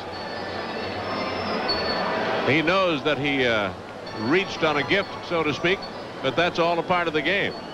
And what we talked about earlier, when you make contact, a lot of things can happen. That can happen if you strike people out or if you struck out. And now I'm sure Bill Fisher's out there saying there's nothing you can do about that. That's just one of those breaks. Don't let that affect you, and we'll score you some runs and just hold them right there. Their bullpen is busy, it appears, but we can't see who is loosening, if anybody is. They're up down there, but I don't, as I look now, I don't see anybody throwing. So Wally Joyner comes up with runners at first and third, 2 out. He's already homered. He's already singled. There's their bullpen. They had a left-hander throwing down there. That might be Lawler. And I'm not too sure Pettis will try to steal. Only because he's got a big hole over there for Joyner to hit through, and it's 2 out. But we'll see the way Gene Mauch decides to play it. Wilfong over at third. Pettis on at first base, still nursing a semi-sore wheel. Joyner takes a pitch down and away for a ball, and Gedman thought he should have gotten a strike call for his pitcher and didn't get it.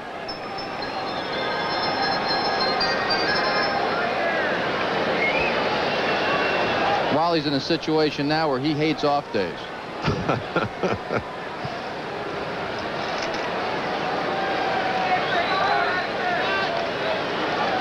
He's got to be feeling now like when he comes to the ballpark every day, let's play 2. He gets to One's play. not enough. He doesn't have to play. He gets to play. They play him to pull, a gap in left center. Nipper paying attention to Pettis at first base. And with all the media attention that he's been getting, although he's really overshadowed by the Kirby Puckett and the Canseco because how far he hits the ball, but they're going to have to start paying attention to Wally Joyner pretty soon throughout this country. Change up low in the dirt. Pretty good scoop by Gedman. I don't think it really got in the dirt, but he made a pretty good play on it. And I said to Joyner, are you tired of it yet? I'm just talking about the media. Guys like me going up to him, say, you want to talk for a couple of minutes? Writers. He says no. No, he's not tired, and no, he didn't want to talk for a couple of minutes. He's not tired. But I'll tell you, this is the best part of the day for him because nobody can get at him here. 2 balls, no strikes on Wally Joyner. Pettis at first, Wilfong at third. 3 runs home, 4-1 Angels. Joyner hits well to right center field. This one is well struck. Lions can't get it. It's gone. A home run for Wally Joyner in his second of the night. His 12th of the season. And he's on a tear, and he is 3 for 3. And here comes John McNamara, and that's going to be all for Al Nipper. I told you that Al Nipper didn't want to pitch to Wally Joyner, and this is the reason why. Wally's up there with the count in his favor, and we're just going to take a look as they're calling for a curtain call first. They want Wally out there. They want Wally, and he comes out and says, thank you very much.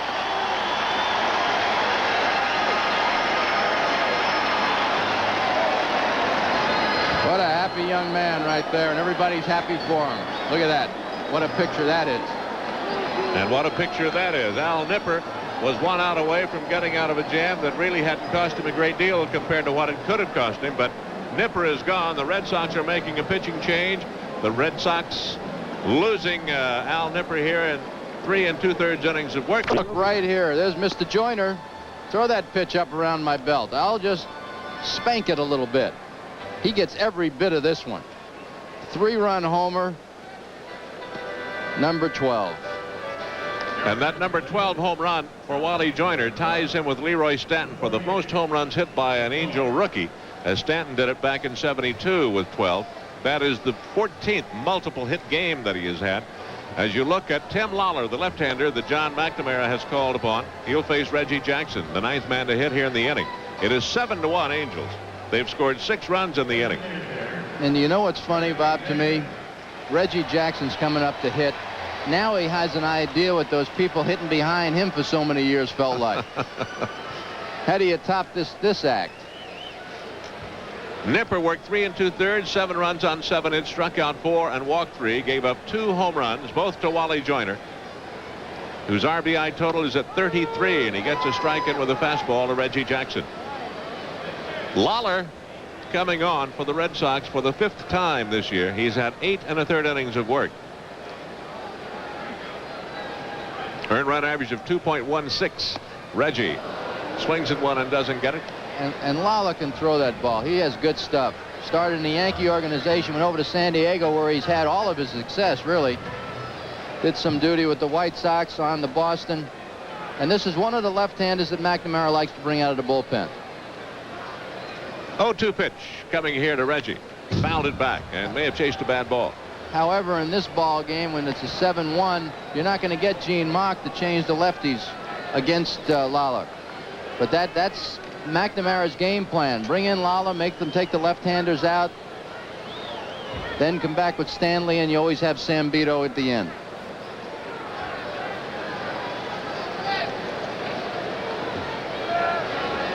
Wally Joyner now leads the American League in home runs with that 12th dinger. Reggie strikes out, and that takes care of the Angels. But they score 6 runs on 4 hits. They leave nobody. And as we go to the top of the 5th here at the Big A, it's now the Angels 7. Reminder to you to see the mystery unravel when a top rock and roll star disappears. Eddie and the Cruisers airs in stereo Wednesday night at 8 on Channel 5. Wally Joyner went out to a standing ovation back to his position at first base. The youngster is tied for the league leadership in home runs. Kirby Puckett just hit a home run for Minnesota. Sutton here works to the Red Sox leadoff man, second baseman Marty Barrett, leading off this inning. Not their leadoff man. Dwight Evans is their leadoff man, but Evans leads it off here in the 5th. Barrett takes a strike, and it's 1-1. Puckett hit a home run in that New York-Minnesota game, his 12th. So Puckett and Joyner are tied for the top spot in home runs in the American League, and Joyner's RBI lead is at 33. Popped up into short center field. On comes Gary Pettis. 1 away. That ball game now, the Yankees win it 9-8. Minnesota scored 6 in the 9th inning, but the Yankees beat Minnesota 9-8. Barrett flies out into short center, 1 away. Don Sutton with a 7-1 lead, working here to Steve Lyons. And we'll just see if Don Sutton is going to be a different pitcher now. This is the big lead that he hasn't had all year. And knowing that they count the pitches, we'll just see if he tries to go after the hitters one after another. Barrett was taking a strike that last time up. Let's just see what Lyons does. Lyons looks at one high for a ball. He had a double off the glove of DeCinces down at third his last time up and scored the Red Sox run. Texas has already won their game, so the Angels have to win here to stay in a tie for the top spot in the West. Down and away ball 2. Detroit has been beaten, I should say, by Kansas City. Kansas City won it 6-5 before 31,509. Jackson got the win. The point the loser. Yankees beat Minnesota 9-8. Baltimore beat Chicago 4-3. Sutton gets a strike in, 2 balls and 1 strike. Texas won big over Cleveland 19-2. In the National League, the Phillies beat Houston 5-1. The Mets beat Atlanta 1-0. In New York, they had 25,906 to see the Mets. Bunt back out to the mound, and Sutton fields it well and throws out his man. 1-3. 2 out. That'll bring up shortstop Ed Romero. Let's take a moment here to remind you this Angels game is brought to you in part by Kentucky Fried Chicken, the people who do chicken right. Come in and try a bucket of our delicious fried chicken. Seattle leading Milwaukee 1-0 bottom of the 4th in their game. Toronto leading Oakland 2-0 after 3 in their game. And Andujar apparently had to leave the game with a pulled hamstring. He had started for Oakland, and Plunk relieved him in the 2nd inning. And a note that he left because of a pulled hamstring. So that is a look at the other baseball. Romero sacrificed his only other time up there. Pops one foul off to the right, and it'll be back out of play. John McNamara hasn't seen things go quite his way so far this evening. He has gotten a real good look at number 21 at first base. 2 home runs and a base hit. 4 RBIs on the night for young Mr. Joyner. On the ground to short. Schofield kind of caught between hops, guns, and across in time. And so the Red Sox go down 1-2-3 in the fifth. Nothing doing. No runs, no hits, no errors, nobody left. We go to the bottom of the fifth inning here at the Big A of the Score. The Angels people here and be among the group that'll see the Angels when they have their next homestand. And Eastern Powers will be in. Red Sox here now, Powers of the East, but Eastern Powers, Detroit, Baltimore, and New York will be paying a visit. Their first of the year to the Big A when the Angels return home for an 8-game homestand starting May the 28th. So be sure to do your ticket shopping early for these big ball games that are coming up. Right now it is 7-1. The Angels on top. DeCinces leads it off. He drew a walk that started things in the fourth when the Angels scored 6. He came on to score. He faces the left-hander Tim Lawler. Fastball sails up and away for ball one. Doug 0 for 1 tonight. Popped up his first time. Drew a walk in the fourth and then came home on the base hit. Bases loaded single by Rob Wilfong. Start calling Wilfong Rodney Dangerfield. He gets the home run yesterday, then all of a sudden nobody knows it, right? Reggie hits one and Wally gets hits no one. Respect. Then he gets the two-run single tonight, just overshadowed by Wally. DeCinces looks at it low for a ball. The once and future king, is that right? Reggie's saying, how do you do that? Wally's explained it to him. Right now he is only 500 and 24 behind him. Lawler loses DeCinces. I told Reggie before the game, I said I thought I was going to catch Mantle, but he checked out of the hotel before I got there. Here's Brian Downing at a hit and run single in the fourth inning. He is 1 for 2 with a run scored tonight.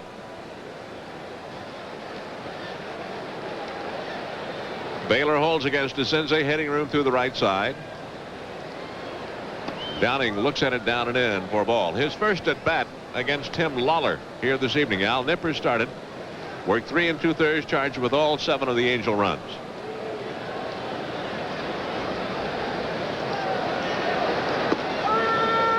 Lawler paints that outside corner with a strike.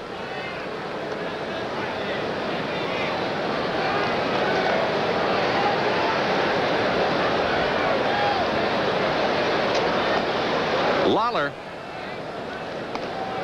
was a pretty good hitter. Oh, yes. When he was in college down at the University of Arkansas. He was named the All-American designated hitter for the Sporting News in 1978. Good hitter in the National League, too, Robert. I want to tell you that. And with the 24-man roster, I'm sure John McNamara is aware of those statistics.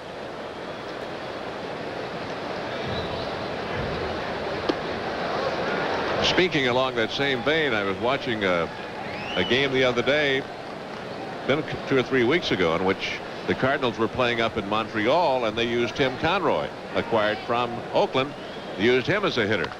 Well struck toward left by Downing. Rice on his horse. Can he get it? He got it. And now DeCinces has to backtrack around second and make his way back into first base. Downing hit the daylights out of it, and Rice made a fine play in left field to rob him of extra bases and maybe even a home run. Jim Rice hits the ball very hard, but he's overlooked right here. What a great defensive play that was. Great catch. DeCinces has to retrace his steps, has to touch second on the way back because he was already by second on the way to third base. That brings up Rupert Jones, who's had a double tonight and walked and scored a run. So Downing just hit the daylights out of one. It wouldn't have gotten out of here. It would have one-hopped the wall or maybe bounded over the wall on one hop for a ground rule double. But Rice played it extremely well and robbed him of extra bases. One away. Lawler pitches to Rupert. Inside for a ball.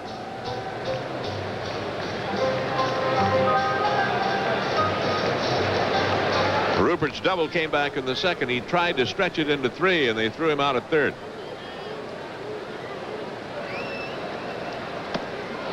Went after the wrinkle. 1 ball, 1 strike. Wally Joyner's 4 RBIs tonight put him at 33, leading the American League. Kirby Puckett hit a home run tonight, so he and Joyner are tied for the top spot in home runs with 12 apiece. And Puckett's game is finished.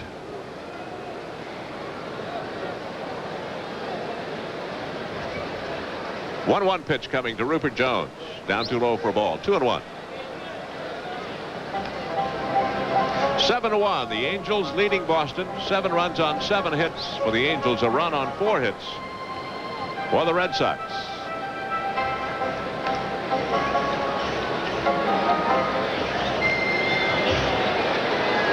Nothing else doing as you look at DeCinces over at first base. Nothing else doing in the Red Sox bullpen.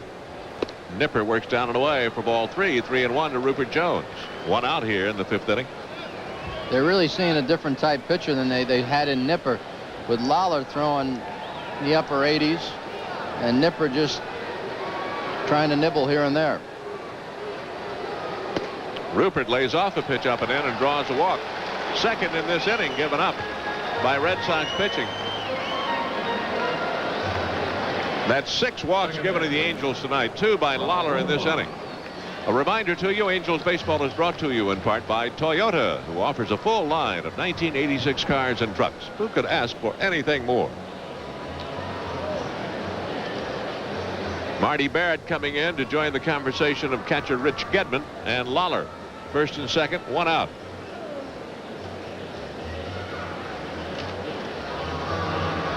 Rob Wilfong, 1 for 1 with a walk and 2 RBIs and a run scored.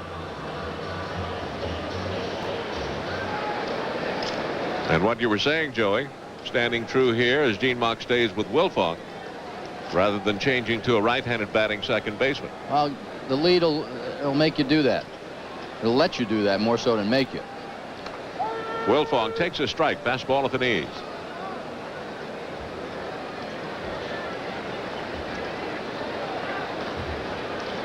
They play him to pull even with the left-hander up there and give him some room out in left center. He slices it off to the left side, curling toward the stands. Rice gives chase but will run out of room. Wilfong's not the hitter that he was last year, where he tried to pull everything. He worked all winter on changing his stroke, and I'm not sure the Red Sox are aware of it, because he can hit that ball left center field. He did a lot more of it in the spring. 0-2 on Wilfong.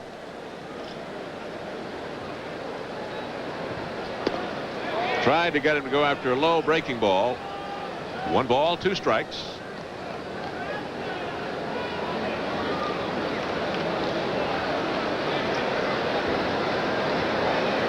DeCinces out at second base. You see him in the bottom of your picture. Over at first is Rupert Jones. The Angels holding on to a 7-1 lead right now. The curveball gets Wilfong. Lawler strikes out Wilfong. That is the second strikeout recorded by Lawler. Well, here's a breaking ball, and you just really don't see when Wilfong's not playing against many left-handers, and that breaking ball that goes away outside is really a tough one to handle. So with 2 out and 2 on, Dick Schofield will bat against Lawler. Schofield struck out his last time up. He is 0 for 2 tonight. Fouls the first pitch back here and over to the right side just above us.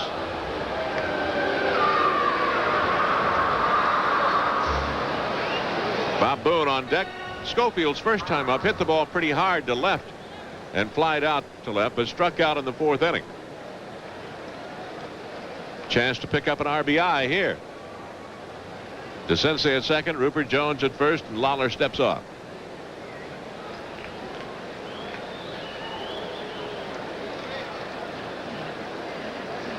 Doug DeCinces tonight, though hitless, been on base a couple of times. Fouled again by Schofield with a pitch up around his letters. That was the pitch Dick Schofield wanted to hit. That was a fastball right down Main Street, and he couldn't do anything with it. Things are quiet in the Angel bullpen. Don Sutton with a 7-1 lead, and maybe more, who knows. I'm sure that's not quiet in the bullpen. They're just not throwing.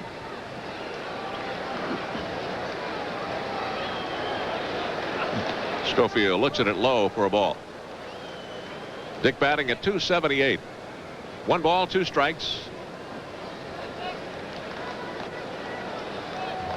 It can't be quiet in the bullpen. Terry Forster's down there. Doug DeCinces at second base.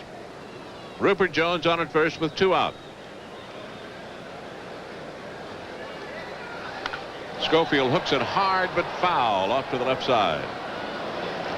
The men on base via the walk. In around all of that, Downing has lined out, I mean really hard, to the left fielder, Jim Rice, and Wilfong a strikeout victim.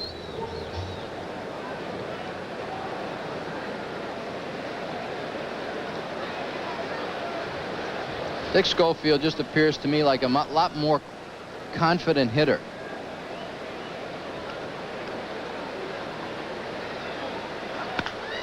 Flares this one foul off to the right side. Count remains 1-2 on the Angel shortstop. This is the first of 3 as you look ahead to the remaining 2 games. Tomorrow night, Mike Brown goes for Boston against Ron Romani. And then Roger Clemens, the strikeout king, will go in the Wednesday night finale against Kirk McCaskill.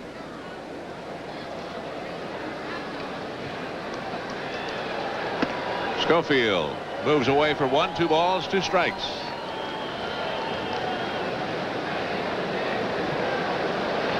Mr. Clemens, who will pitch on Wednesday, has yet to suffer a loss. 5-0. I was with the Mets. I was managing the Mets when the Mets drafted him back in 1981. And I'm sorry to say, I remember he warmed up for us one time, and I really don't recall. Well hit toward right center on his horse is Evans. Right fielder is back there and hauls it in. Schofield hit it well, but a good right fielder, Dwight Evans, tracked it down. So nothing comes of the 2 walks in the inning. No runs, no hits. 2 men are left. The Angels have stranded 4. We go to the bottom of the 5th with the score. The Angels 7, the Red Sox 1. Coming up in the 6th, it'll be Tuesday night, who struck out 20 about 10 days ago. And this is number 19. Is that Spike Owen? I think that's Spike Owen. Yeah. Looked like Spike Owen. And Phil Bradley victimized how many times that night? 4 times? 4 times. Look at all those K's up there, and there's a live look at him. So he'll be working in Wednesday night's game against Kirk McCaskill. Here's Dwight Evans to lead it off in the top of the 6th inning. I think I told you that the Red Sox pitching had walked 6. They walked 5. I was 1 ahead. Don Sutton breaks one off outside and high for a ball to Evans, who is lined out to center and double to drive in the Red Sox run. Sutton working here in the top of the 6th inning. And if we're counting pitches, he's somewhere around 65, 66 pitches. Also, between innings, we were talking in the previous half inning about Lawler's ability to swing the bat. Ken Coleman next door doing the Boston radio broadcast poked his head around and he said, Lawler takes batting practice, just like he was one of the regular guys. So John McNamara can insert him in a pinch hitting role. The only danger there is he uses him out of the bullpen so often, so maybe some of those days he's not going to use him. He'll use him as a pinch hitter. Check swing, a roller up the third base side is going to be ruled foul. Well, that was foul. It hit the bat twice, so that was foul, even if it stayed on the line. There's Ken Coleman, the veteran broadcaster for the Red Sox and an old friend from days in Boston and a good guy. Joe Castellano, his partner, is doing the talking right now. Mr. Coleman is from Quincy. Q-U-I-N-C-Y, Quincy. Quincy. Evans fouling one back. There's a Quincy, Massachusetts, and a Quincy, Illinois. But I never heard anybody pronounce Mr. Adams' name as John Quincy Adams. I always thought it was John Quincy. 1-2 on Evans. Did he get him? No. 2-2. Bob Boone thought they had him struck out. Don Sutton so far tonight has given up 4 hits, a run. He has struck out a man, and he's walked one. Got him that time. He caught Evans looking, painted that outside corner, and records his 2nd strikeout. 1 away. That'll bring up Wade Boggs. We'll take a moment to tell you this Angels game is brought to you in part by Budweiser. Beechwood aged for that distinctively clean, crisp taste. For all you do, this Bud's for you.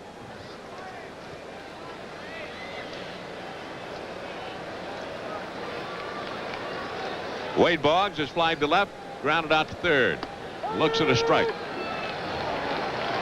What do you see about Sutton? Oh, wise sage. Well, he's got a big lead, and I'm sure he's very comfortable out there. Even though he's throwing the pitches, he doesn't have the mental anguish of having to make everyone count. Perfect. Exactly. Right. 1 ball, 1 strike on Boggs. Batting at .357 as he stands in right now. Slaps one foul upstairs off to the left. And you might see him throw a few more fastballs than he normally would throw. With this 3-game series underway, the ball club will leave town on the open day on Thursday and go to Detroit. This is the final in this homestand, the final series. Sliced foul again off to the left side. In that Detroit series, it'll be a Friday, Saturday, Sunday. We'll be televising for you on Sunday, the 18th. Then the Angels go on to Baltimore for 3 on the 19th, 20th, and 21st. An open date on Thursday in New York. And then they'll play the Yankees 4 games, the 23rd, 24th, 25th, and 26th. And we'll have 3 of them out of the 4 from New York for you here on Channel 5. We hope you'll join us. Well, here's a fastball. Watch it. And that's what happens when you're thinking the other way a lot. You're looking away. Good hitters look away. And that pitch inside will surprise you once in a while. Foul off the catcher or off the plate umpire, one of the two. That caught Bob Boone in the mask. He checks out the equipment.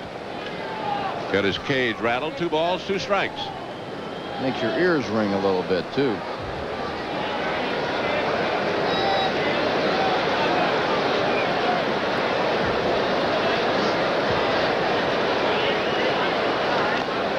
Check swing and a foul. As we told you, Boggs doesn't strike out a great deal.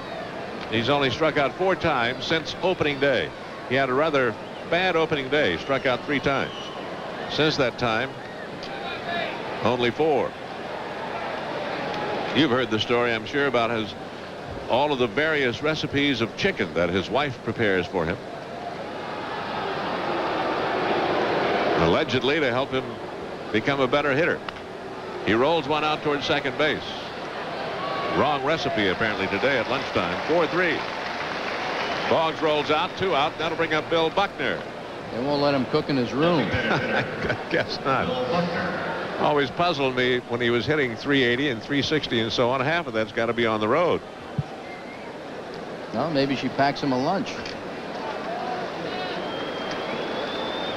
I told you last year, it's not all it's quacked up to be. Buckner looks at a strike. He has walked and he's popped up. Popped up to Wilfong in the 3rd. He is 0 for 1. 2 out and nobody on. Don Sutton, with the help of that double play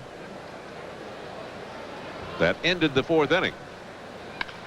Back to Sutton on a 1-hopper. Will continue in the next inning. Nothing doing for Boston in the 6th. No runs, no hits, no errors, nobody left. We go to the bottom of the 6th inning here at the Big A with the score. The Angels 7, the Red Sox 1, and due up. It'll be catcher Bob Boone. The line offers free trips for less mileage.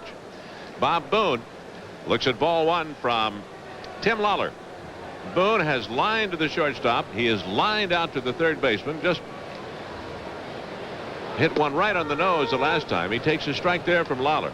So he's hit the ball a couple of times, has nothing to show for it. He is 0 for 2, seeing Lawler for the first time.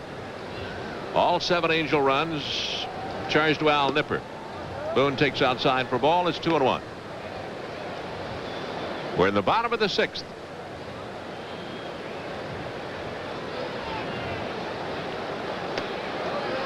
Three and 1. That is Michael McNamara, First Lieutenant Michael McNamara in the sweater. He's stationed down at Camp Pendleton. That's John McNamara's son. Boone hits one high in the air into medium center field, and Lyons is there. And there's one away. There he is. There he is. What a dandy young man he is. Jim Rice calls him Sergeant Carter. How can you tell he's a Marine? But his dad's mighty proud of him. First Lieutenant Mike McNamara, United States Marine Corps. He didn't like the game too much. A little bored with the whole thing. Gary Pettis. Of course, it's getting past his bedtime, too. Probably is. Pettis 1 for 3, facing Lawler for the first time, and lays off a tailing fastball for a strike. Pettis is grounded out, struck out, but got a base hit in the 4th inning and drove in a run when the Angels scored 6 times. Do you know who's lurking on deck? Wally Joyner will bat in this inning. Lawler eases up on one and he gets away from him. 1 ball, 1 strike. There's the lurk. Lurker.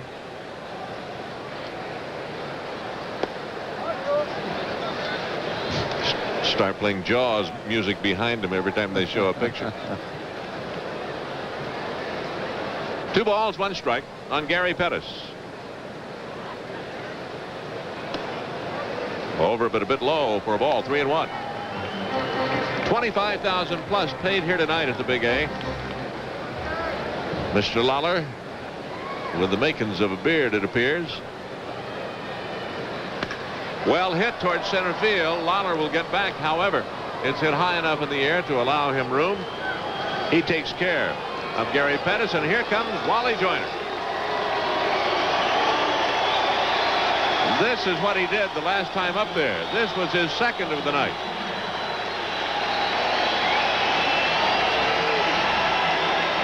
And he gets a big hand from this 25,000 plus here tonight. He has treated them to a full evening. He homered his first time up, nobody on, singled in the 3rd, and Lawler works him inside and off the glove of Getman for ball 1.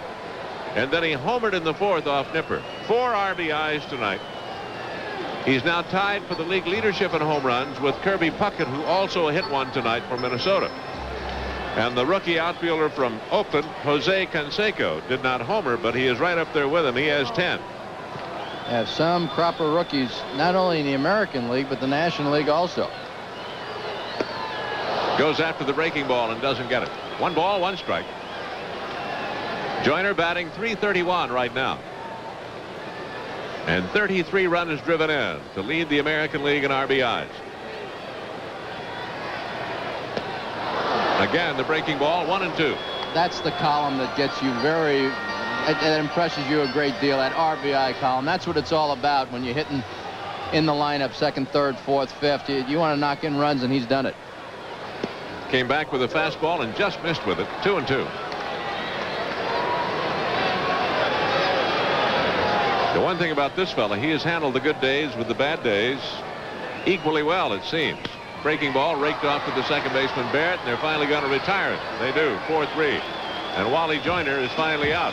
No runs, no hits, no errors, nobody left, but a big hand for him, even though he made it out. So we go to the 7th inning. It's 7-1 Angels, and for the moms here at the ballpark. And coming up on June the 15th, Father's Day, a great day for them as well. Gatorade is giving a handsome digital desk clock and calendar to the first 20,000 dads on Father's Day here at the Big A, Sunday, June the 15th, when the Angels will be hosting the Kansas City Royals, the defending world champions. Hope you can make plans to be here and join us for that one. It'll be a great outing for you on Father's Day. Jim Rice to lead it off against Don Sutton. Fouls the first pitch back here. Rice has singled and popped up. He is 1 for 2. Sutton works here in the 7th inning in the neighborhood of how many pitches, Joseph? My count has him 80 going into this inning. Then he just has 81. I might have missed 1 or 2 or 3, but it's in a pretty good neighborhood right now. 9 in a row set down by Don Sutton. Since the 4th inning, he gave up that single here to Rice, and then retired Baylor, got Gedman to hit into a double play, got him 1-2-3 and 1-2-3 in the 5th and 6th. Then he gets a strike into Rice, and he's 0-2 on Jim Rice.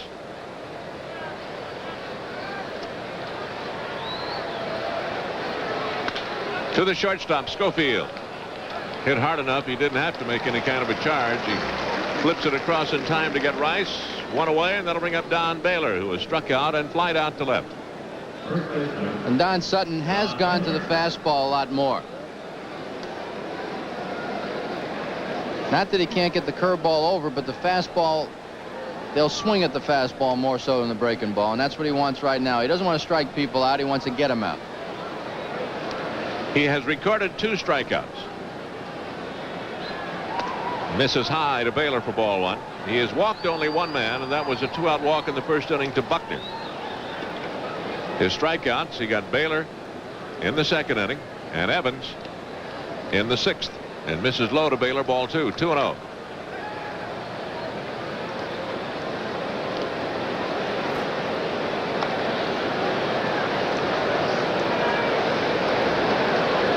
Don Sutton going after his second win of the year and 297 in his career in quest of 300.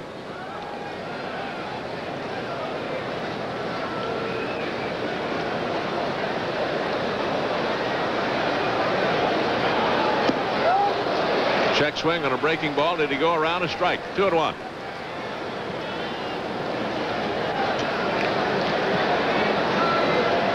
Don Baylor in one of those strange situations tonight of playing at first base in the lineup, and Buckner is operating as the DH. And they're probably just giving Buckner a night off. I've got to check with Donnie tomorrow. I think that glove may be the same glove that he had when he was with the Angel Ball Club. Too high. 3-1. And I'm not so sure that it's broken in.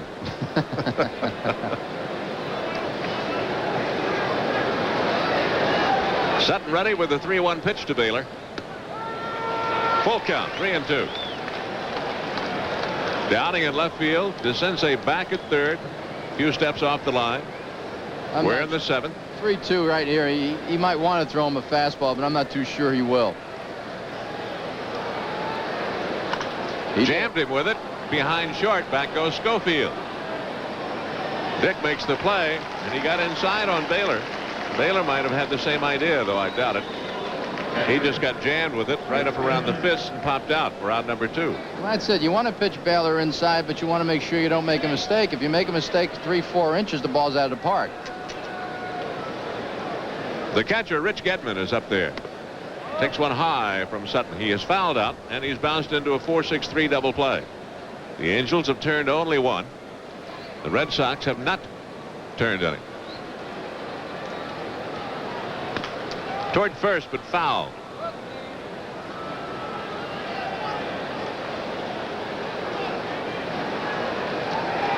One ball, one strike.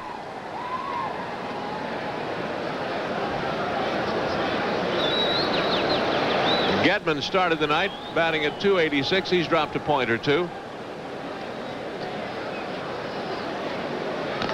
Again, fouled off. Last year, Gedman hit 18 home runs and drove in 80. Those are mighty good marks for a catcher. You can get that kind of production out of your backstop. Really, that's a position player. That's what you're talking about, getting it out of the backstop or the center fielder or the shortstop. Anytime you get those kind of numbers from those people, you're doing something. He batted .295, and he played in 144 games for Boston. 1-2 the count as Sutton works 2 out and nobody on. Towards center field, pretty well hit. Penn is on his horse. Can he get to it? Back there, can't do it. Bangs into the wall, and Gedman's going to have 2. He'll hold with a double. Gedman hit it to the biggest part of the ballpark. Well, that's what I was going to say. Don Sutton's very pleased. If you're going to make somebody hit the ball, you're going to make him hit it to the biggest part of the field. He stays away from Gedman. Gedman, who's a pull hitter, hits it straight away, right over Pettis' head. He gives it a chase, but he's getting a little close to the wall and reaches and just misses it. So a 2-out double has Gedman at second base and brings up Marty Barrett. That base hit, by the way, is only the 5th off Sutton, and the first they've had since the 4th inning. The Angel bullpen is starting to work now. Barrett lines it to right. There's Rupert Jones, and that takes care of the inning. Hit hard, but out. No runs. A base hit. A man left by Boston. They've stranded 3. We go to the bottom of the 7th. It is 7th inning stretch time here at the Big A with the score. The Angels 7, the Red Sox 1. Coming up, it'll be Reggie Jackson. The new Red Sox pitcher is Sammy Stewart, formerly with Baltimore. His record 2-1, as you see, an earned run average 1.54. Sammy Stewart making his 5th appearance of the year. He's had 11 2/3 innings of work. Big right-hander, Sammy Stewart from Asheville, North Carolina. Last year with Baltimore was 5-7. He is 6'3", 208 pounds. Lawler worked 2 1/3, didn't allow a run or a hit, struck out 2 and walked 2. And you might think, why would McNamara take Lawler out? He was pitching well, but you don't want to spend him up. You don't want to use him up. He's pitched 2 1/3 innings. That's fine. He can come back tomorrow night, if not tomorrow on Wednesday. But if you let him go 4, 5, 6 innings, he's lost to you for 3 days. As we mentioned in the opening, this has always been a strong point of John McNamara as a manager that other people in baseball have felt about him, and he feels about himself, that he handles a pitching staff well, Joe. However, you know, if you have a Lawler in there and you're winning the ball game, that's a different story. You can use him up in a victory, but don't use him up in a loss. Stewart works to Reggie Jackson inside for a ball. Reggie tonight 0 for 3.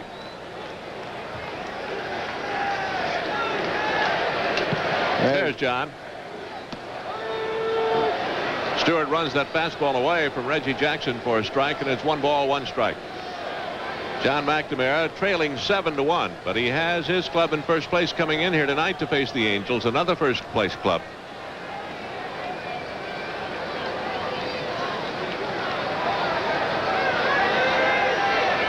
Both the divisions should really be exciting, down almost to the wire, I would think. Would you agree with that? Without a doubt. The East is going to be bunched up because you have clubs on the bottom that are going to be better. Toronto, Detroit, Baltimore. I think those ball clubs are going to be better before it's all over with. Gene Mock looking at his man. Take ball 3, 3-1. And Gene Mock figures to have his people in there the same as John McNamara.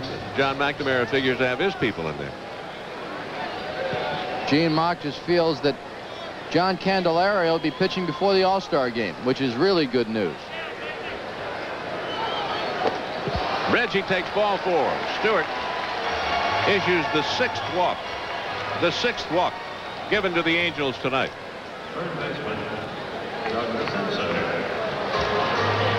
While we have a moment, let us give you the trivia question for the night as Doug DeCenze stands in. Now, listen to this. On June the 20th, 1980 at Fenway Park, an Angels infielder set a club record for the most total bases in a game. Can you name him? I bet you can. I bet you were listening, and what a night it was.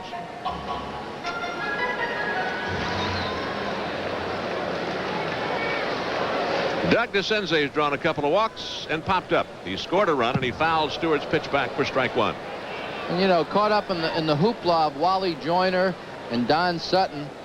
You've got a guy right here, Doug DeCenze, still trying to get straightened out against right-hand pitchers. He got a pretty good swing right there, but he seems to be giving ground against the right-handers that he's not giving against the left-handers. And even though you have a lead in this ball game, you still want to try to work out the wrinkles. Off-speed pitch drops in for a strike. 0-2 now on Doug DeCenze. The Angels leading 7-1. Reggie Jackson on at first with a walk to start the 7th inning. Fouled away upstairs. Count remains 0-2. And invariably, when you're having some problems, Bob, you always seem to look up at the scoreboard and it's 0-2, 1-2. Always hitting from behind. And it just seems that you're hitting from a ditch all the time. Baylor doesn't bother to hold on Reggie over at first base, and it's up and in a little bit to DeCenze. 1 ball, 2 strikes. Brian Downing is on deck. The Angels with 7 runs on 7 hits to Boston's 1 run on 5. Had a good hack at that pitch. Yes, there was. It was a good swing.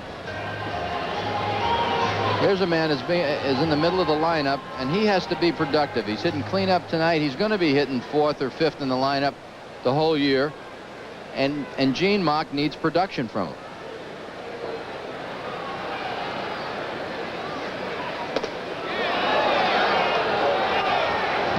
Laid off a bad pitch. 2 balls, 2 strikes. You see Baylor playing well behind Reggie Jackson over at first base. Well, Reggie's not going to run a 6-run game. You don't want to do that to rub salt in the wounds. You don't do that to a ball club. Early in the game, yes, because sometimes 5-6 runs early in the game isn't that much. Broken bat looper into short right. Evans comes on for it. 1 away as DeCenze flies out to right, and that time he may have gotten him to chase the bad breaking ball down and away. Well, he hit it on the end of the bat, broke the bat. But that was a good pitch. It's tough hitting behind all the time, and it makes you shake your head and wonder when are you going to snap out of it, but you're just going to have to go out there and battle day in and day out. Brian Downing to face Stewart now. Brian has struck out, singled, scored a run, and lined out the last time. Hit one right on the nose, and Rice robbed him of a double. Looks at a strike. Stewart comes right over the top. And you watch these pitchers that come out of the Baltimore organization, and they all try to stop up where Jim Palmer used to stop, right there. To me, it looks very uncomfortable. But he gets to throw it in the 90s, though. 1 ball, 1 strike on Downing. Batting here in the bottom of the 7th inning, a 7-1 ball game, and the Angels leading. Reggie Jackson at first base with 1 out. 536 home runs tucked under his belt. Well struck, but hooking foul. That's 2 that Downing has really nailed. 1 was caught, that one uncatchable. But he still has to remember the base hit. The little looper to right center field. That keeps you honest. Hard hit ball again and foul. He's making Downing aware that he's going to pitch inside, and he can pull that ball foul. It reminds me of the way that we used to pitch Frank Thomas. We used to throw him a couple of pitches inside, have him foul off too, and then throw him a slider or a curveball away. Breaking ball down too low, and Gedman thought they had him. 2 balls, 2 strikes. That soft curveball. Well, when he makes you conscious inside, when he throws a 90-mile-an-hour fastball, it's going to make you hurry up a little bit. So that breaking ball away, you've already started, and it's too late to stop. Breaking ball again, down and away for ball 3. The count is full. Well, let's see if Reggie's going to run 3-2.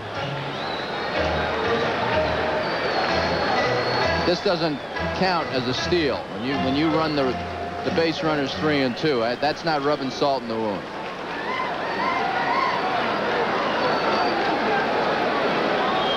There goes Reggie, and a chopper up over the middle. Romero can't handle it in short. Reggie's going to head for third. Lyons gets it in.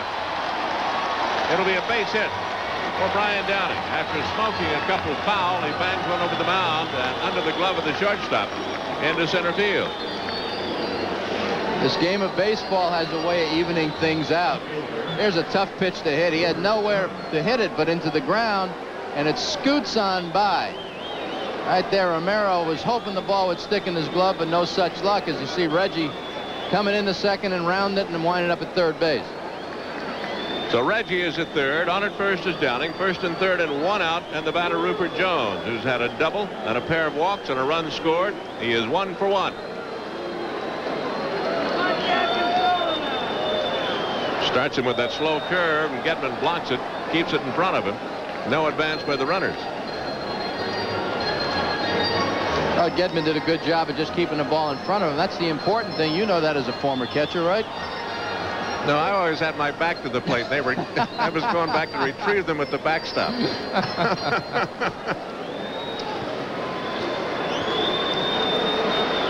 They used to line you up in spring training against the screen and just throw balls in the dirt to you.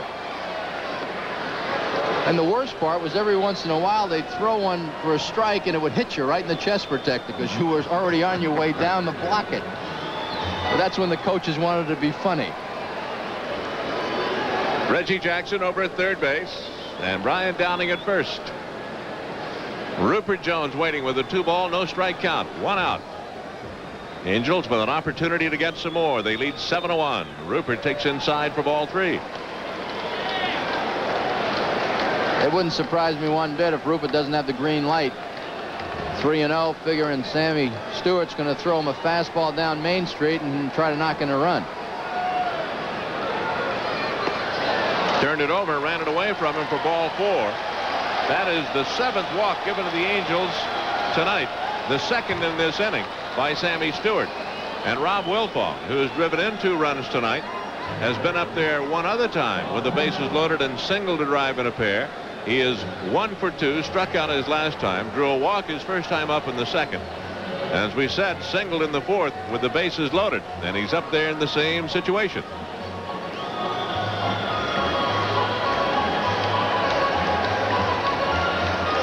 The left-hander Lawler got him on strikes, but he faces a right-hander again here. And Rob Wilfong likes to hit the fastball. And Stewart likes to throw the fastball. So we'll see what power against power shows. Started him with a little slider, a little movement. Ball 1. Little breaking ball. When Sammy Stewart turns around and checks all the pillows, as you call them, there's no place to put Rob Wilfong. He's going to have to throw him a fastball sooner or later.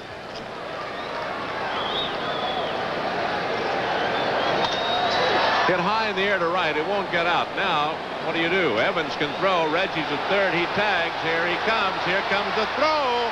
And it is in time. He got it.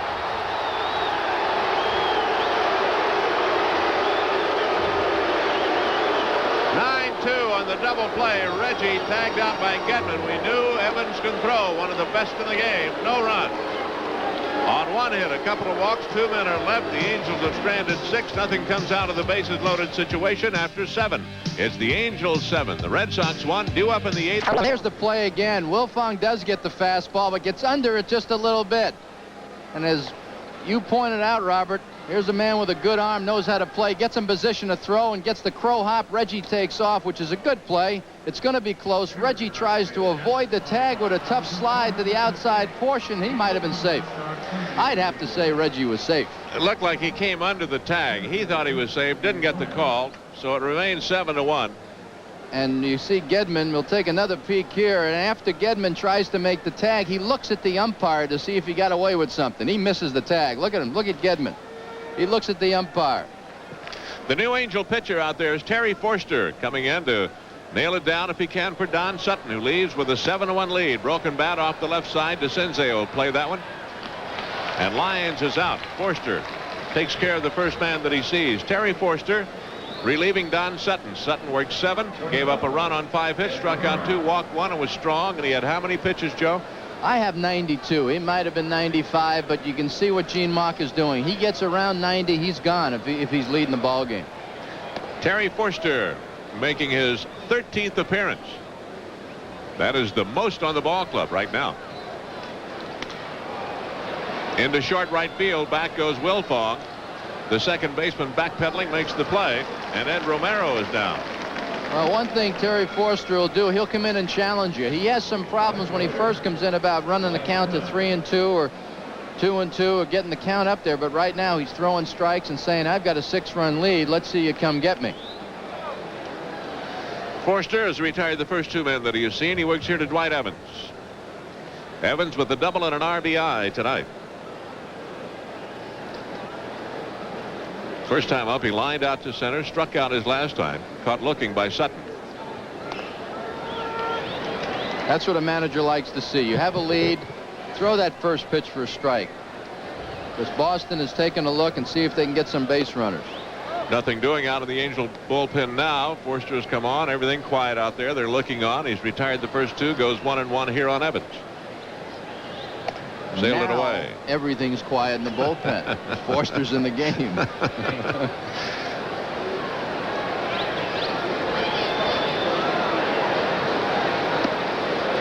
Just inside for ball. 3-1. I kid with Terry, but he is a real top-notch competitor. He goes after it. He wants the ball, and he wants to win very badly.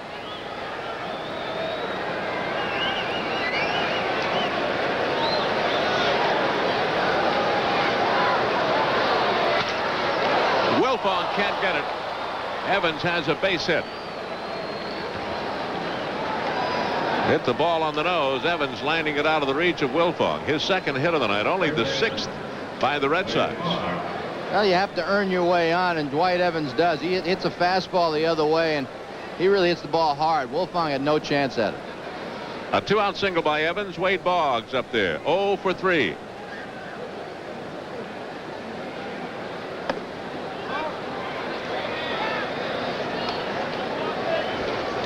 Boggs has flied out, grounded out a couple of times.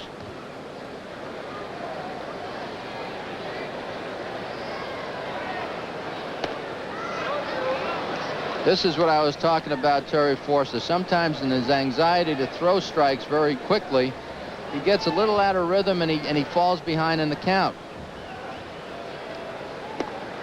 Misses again, ball 3. What you try to do with Terry right now is just slow him down a little bit. Take your time. Back to the drawing board and start from scratch.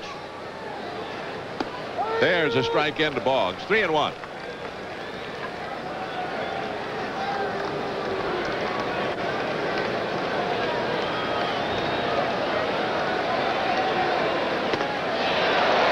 Full count, 3-2, and Evans will go with the pitch. And that was a fastball. It has a lot of movement on it. As we've talked about so many times before, left-handers just have trouble throwing the ball straight.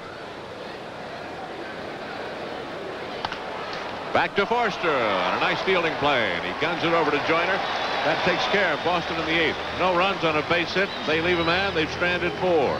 As we go to the bottom of the 8th, it's the Angels 7, the Red Sox 1. Get to the bottom of the 8th inning. Dick Schofield will step in to face Sammy Stewart. Let's remind you now, the next time you go shopping, stop by any Sears or Tower record store and pick up your Angels tickets at the Ticketron counter. For the closest Ticketron outlet to you, please call area code 213-216-6666. Stewart misses high to Schofield. Dick tonight is 0 for 3. The Angels lead 7-1. 7 runs on 8 hits. Too high again, ball 2. Sammy Stewart, the third pitcher used tonight by the Red Sox. Al Nipper started, worked 3 2/3, charged with all 7 of the Angel runs. Too high with the breaking ball, 3-0. Tim Lawler worked 2 1/3, gave up nothing. No runs, no hits, struck out a pair, walked a pair. Stewart came on in the 7th, gave up a walk and a base hit. A couple of walks and a base hit, but a double play helped him out. Schofield draws a walk to start things here in the bottom of the 8th inning. That is the 8th base on balls given to the Angels here tonight. Joe Torre has headed downstairs for any post-game possibilities in the conversation category. We remind you, news at 10 follows immediately after baseball. Bob Boone takes one from Stewart, too high for a ball. Boone is lined out twice, flied out another time. He is 0 for 3. Baylor doesn't bother to hold against Schofield over at first. Well hit high in the air toward left, but Rice trotting over to his right has a bead on it. Boone flies out to left. That'll bring up Gary Pettis. And unless Pettis hits into a double play, you're going to get a chance to see Wally Joyner swing the bat one more time.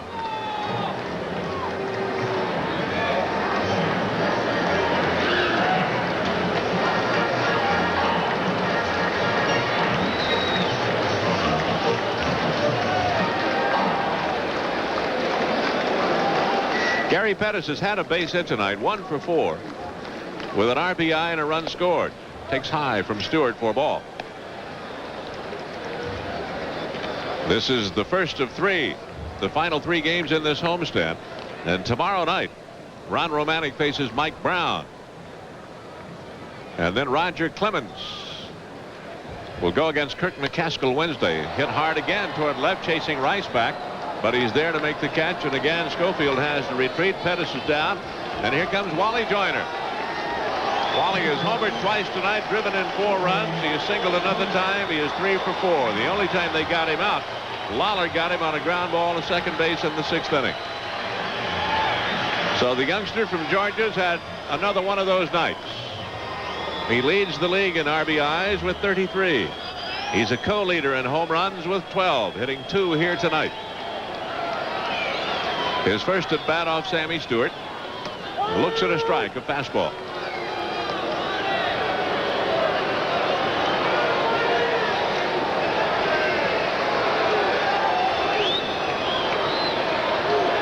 Soft breaking ball is too high.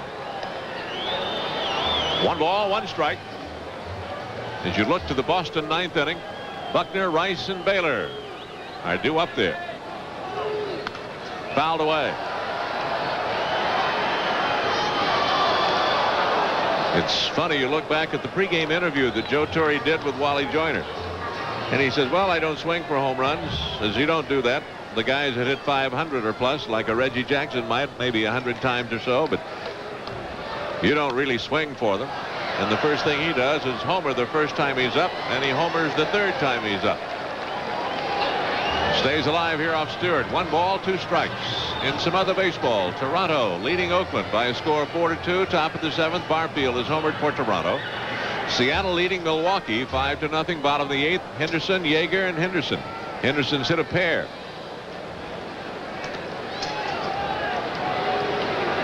For Seattle, Yeager hitting his second. Toward first, and it's a fair ball, and Baylor has to feel it. Donnie does, and makes the play unassisted. Been a long time since he's probably done that. No runs, no hits, a walk, and a man left. The Angels have stranded 7.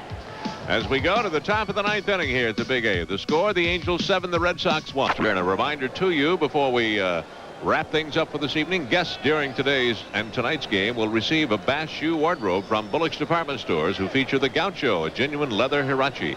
Bass shoes, a step in the right direction. And a Casio LCD pocket television with clear black and white reception, compliments of True Value hardware stores and home centers. Terry Forster gets a strike in to Bill Buckner. All the other baseball just about over except this one, the Toronto, Oakland, and Milwaukee, Seattle games.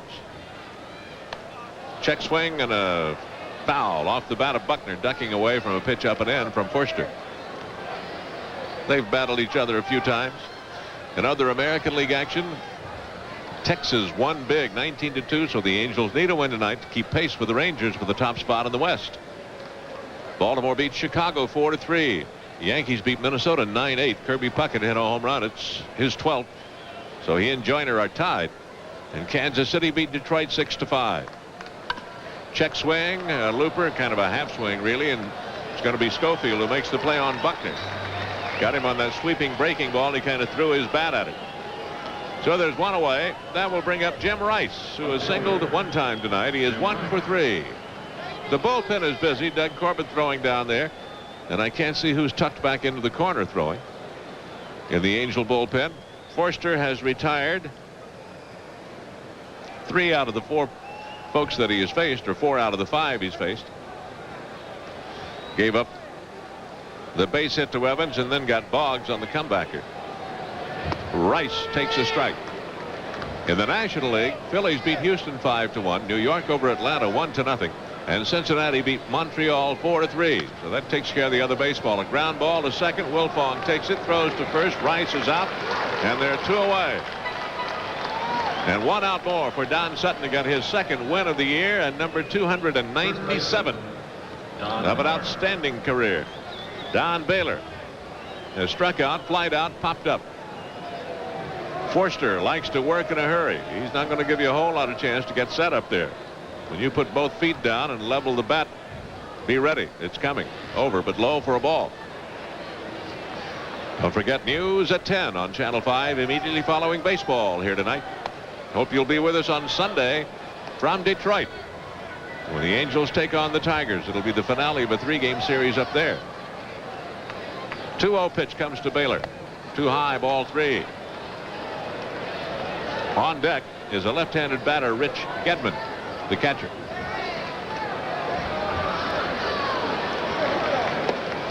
Missed inside, walks Baylor with 2 out. That is only the second base on balls given to the Red Sox here tonight. Don Sutton walked only 1 while he was in there. That was back in the first. And Terry Forster gives up a walk with 2 out here in the 9th inning. The batter Gedman had a double his last time. He's 1 for 3. Forster misses high, ball 1. It was a 2-out double that was of no consequence in the 7th inning for Gedman the last time up. Over but low for a ball. 2-0 to Rich Gedman. Marty Barrett, their second baseman, on deck. 2 out here. Top of the 9th inning. Forster trying to nail it down and appears to have done so. This is high in the air to right. Rupert Jones camped under it, and Don Sutton has number 297. So that's Dave Henderson becomes the new Boston center fielder. When Tony Armas chased down that double by Doug DeCinces in the 2nd inning, he was jarred as he hit the fence. He stayed in the game, but he has come out now, and the Red Sox go to Henderson, who's the better defensive outfielder, and they have the lead 2-1. But I suspect Tony would have stayed in for at least 1 more at-bat had he not been hurt. We'll try to get a report. Meanwhile, Gedman needs some extra time here to shake off the effects of getting hit by this errant pitch. Curveball that just bounces, stays down. Look, gets him right in the left, looks like calf area. Misses the shin guard. Boggs was limping after being the foul ball off his instep from last night. Armas has had so many leg problems. This year missed over 30 games last year, almost 60, which has really seems to have affected both his defensive posture and also his offensive abilities from a home run hitting standpoint. The 1-0 pitch to George Hendrick is hit foul, and the count is 1-1. Just a reminder, I guess, about it. You talked about last night, Don Sutton saying you never know about this game. We saw Downing trying to steal early in the game. With Hendrick up, who you saw the graphic, 0 for 10, not swinging the bat particularly well, but with 14 home runs, Reggie Jackson on first, the guy on the mound with a good move. Reggie's only attempted 2 steals all year long, successful half the time, gets picked off. Been in the game 20-some years. To shallow left field, Rice gets a very late start and makes the catch. And as Jim mentioned on the fly ball to Downing, hard to pick it up as it's on its way up. And Rice had to hesitate for a moment, saw it, and comes sprinting in and makes a fine play. Well, he did, and you see the end of the play. Of course, if you go back to last night, and a ball that he lost in the lights, which really had a great effect on the game, as you take a look at the play that may have caused Armas to hurt his leg. Again, we're only assuming, but he is out of the game. Look at the supports to the right and left. There's also one in the middle, so he may have bruised his left part of his leg. If you go back to last night's game, Jim Rice, if you take another look, basically took 2 steps in. On that play, his first step was back. Very justifiable. You get burned one time, and again, the package you don't see as well. With Boone standing in at the plate to look back to his home run in the 3rd inning. Right down the line and out of here. And he hits one in the left field for a base hit. And Boone is 8 for 16 in the series. And a man who's just as hot, Pettis, is coming up. Funny game today in the sense that the catchers have been responsible for both runs. One catcher, a left-handed hitter, hits a shot down the line and right into the seats about 4 rows in. The other catcher, a right-handed batter, hits a shot right down the line about 7 rows in.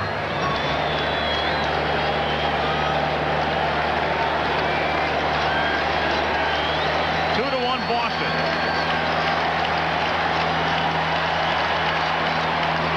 And Pettis squibs it foul, and the count is 0-1.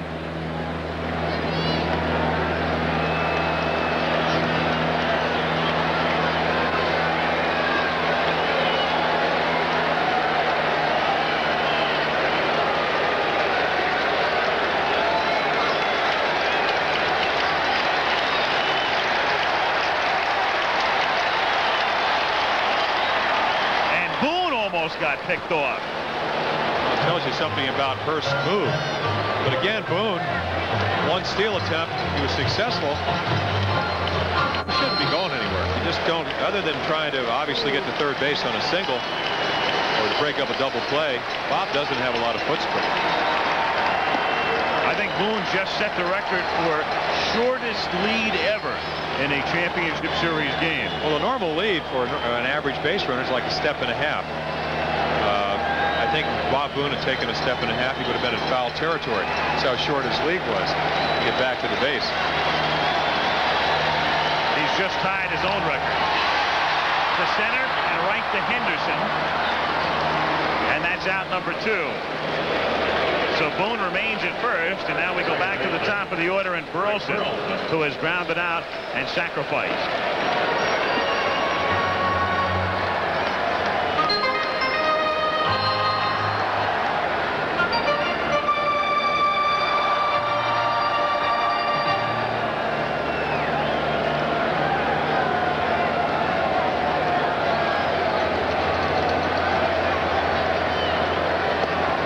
Was made of Roger Clemens pitching on 3 days rest. You forget the other guys are too. Hurst today and maybe Boyd if they go to a game 6 on Tuesday. And Hirsch pitching very well on 3 days rest. Well, again, he can do that. And talking to Don Drysdale before the game, he 44 starts 1 year pitching with only 3 days. Of course, again, he's done it all year. A couple of times with only 2 days rest. Similar thing that Mike Cuellar did for the Orioles many times. But again, you have to pitch. You don't go out there and throw the ball by guys. You try to make your pitches inside and out and get your breaking ball over.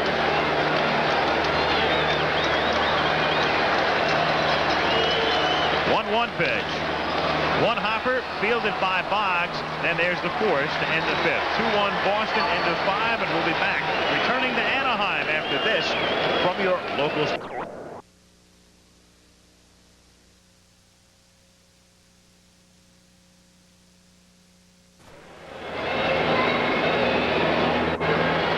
The end of the 5th inning, and time for our 2.5 inning ticker. Update you on the NFL. The Jets win, so they're 5-1, and New England is now 3-3.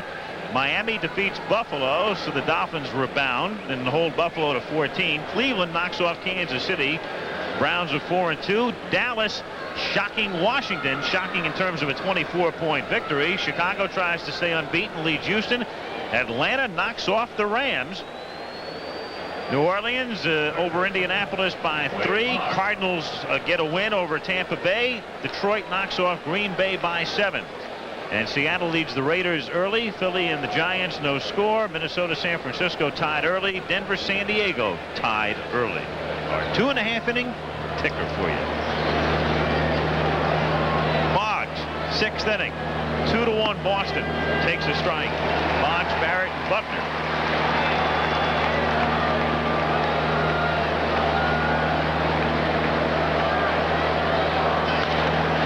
To right field for a base hit. So Wade, who had grounded out twice, starts the 6th inning with a single.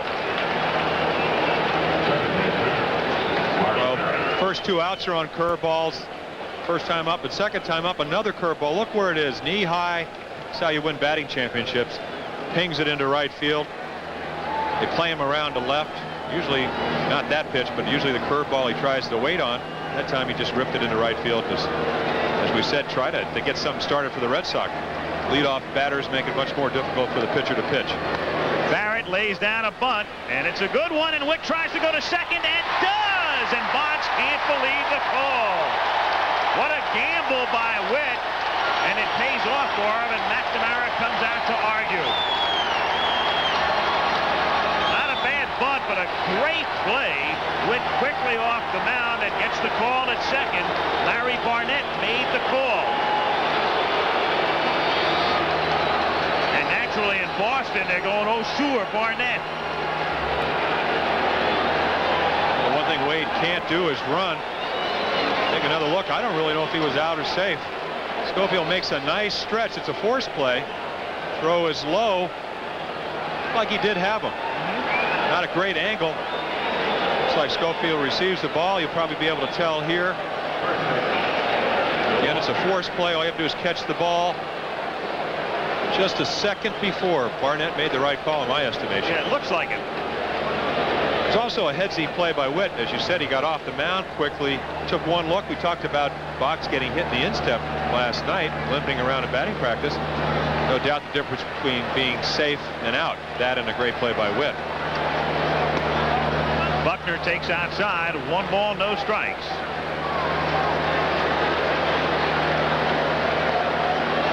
Boggs with Gedman behind him.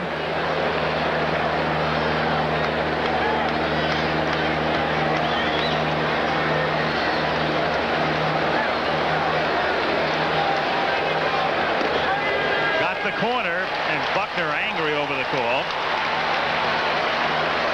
We've been talking about that all series. You'll get a couple of extra inches if you catch the ball properly. Look at that ball. It's about 2 or 3 inches outside. Gives Rocky Rowe a good look at it. Umpires aren't perfect. Real difficult job. Consider that most, well, of course, last night's game, 11-inning game, but a normal ball game. And the only real speed the Red Sox have, you go back to the amount of pitches, you're talking about 300 to 400 pitches an umpire has to call, so he's going to miss some. 2 balls, 1 strike to count.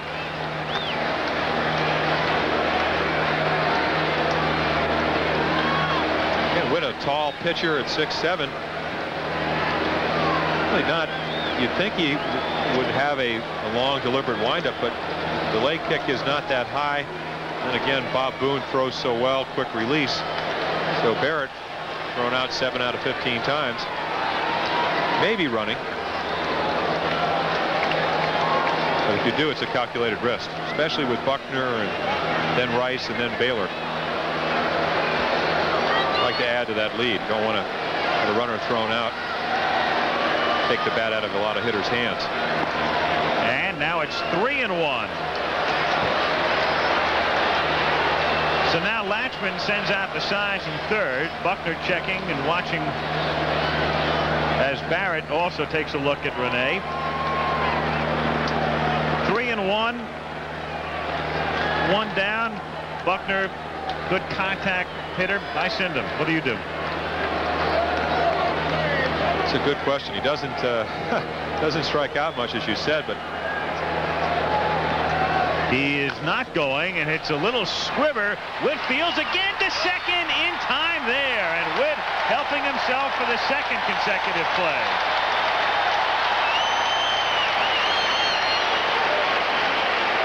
Again, getting off the mound so quickly and charging this slow hopper.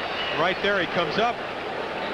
He can have a chance to look. He knows he has the out at first, just like he did on the bunt. Perfect throw. Got there in time. A little bit later, probably would have hit Barrett. If you're a shortstop, you want it right about waist high. And if he'd been sent, the Red Sox would have had a man at second right now. Instead, a man at first and 2 down, and Rice, the batter, singled and struck out. 0-1. Normally, when you send a guy in that situation as a manager of the Red Sox, you'd be saying, do I think Witt is going to throw a strike? You would say so because he's a control pitcher. Do you think Buckner's going to hit the ball? Yes, because he's a contact hitter. So you're right. Create a situation when you send a runner moving the infielders. Rice, it's a high fly ball to right field. Hendrick backs up and nonchalantly makes the catch. And that's that for Boston as they waste the leadoff single by Boggs. Still 2-1 Red Sox in the middle of the 6th. 4 National League Championship Series at Shea, Scott, Fernandez, and Game 5, a day game tomorrow, 3 Eastern time from New York. Here in the bottom of the 6th inning, Schofield leads off. Schofield, Downing, and DeCinces with Boston ahead 2-1. The Red Sox trying to stay alive. The Angels trying to win the pennant.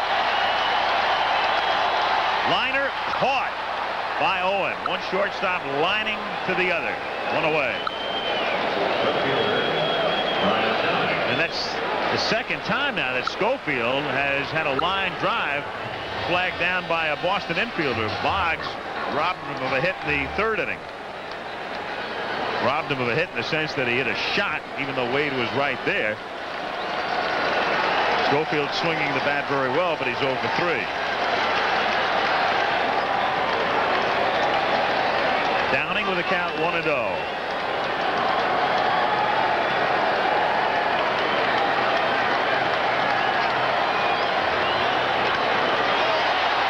To center field, Henderson fades, but he's there. He has it. 2 gone.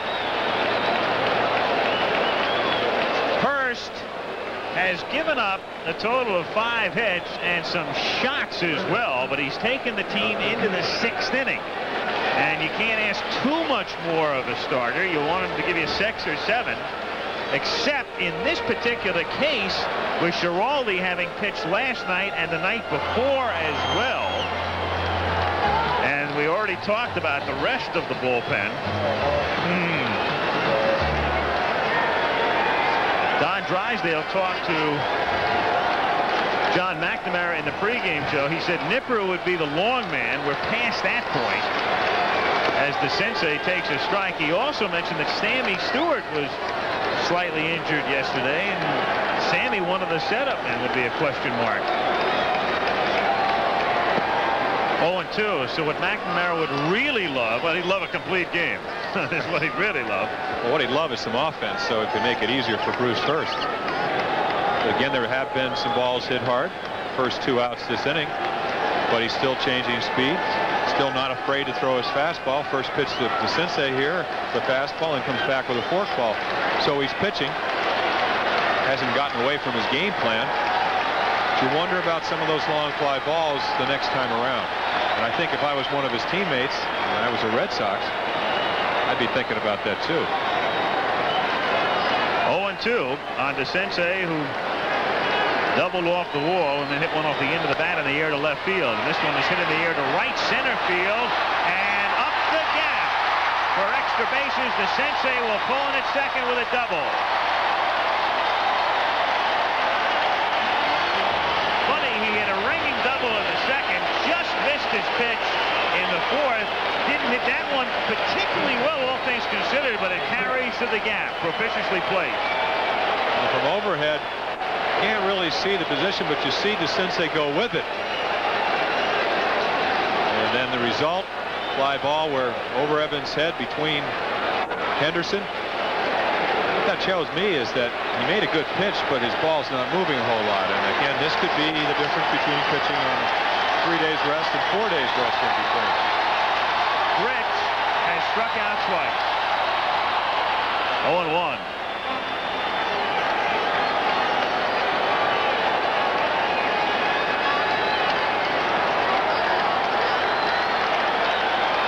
If you asked any pitcher, do you want to throw 95 and have your fastball straight, or do you rather throw 90 and have it move? They'd take the 90 with a movement. Breaking pitch, and Gedman took a piece of that one. Good catch. Boy, he's what Lou Gorman, the general manager, says your basic blue-collar ball player. He just takes the lunch pail and goes to work. Well, for all youngsters, for all youngsters that are watching, here's a man that wasn't even drafted. There's a dearth of catchers playing in an American League Championship Series.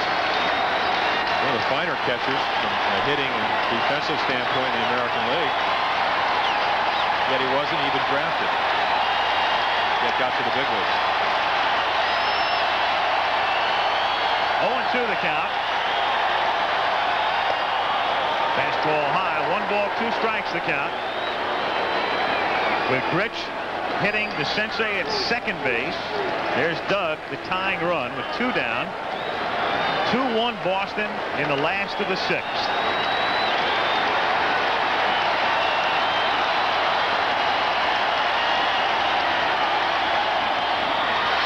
To center field and deep and carrying and gone. Was just off his glove for a home run.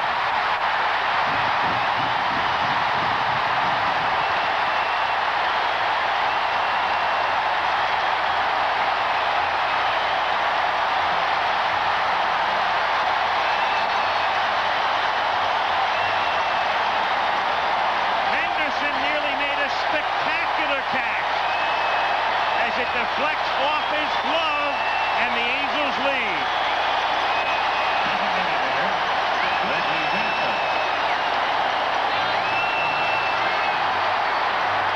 Amazing.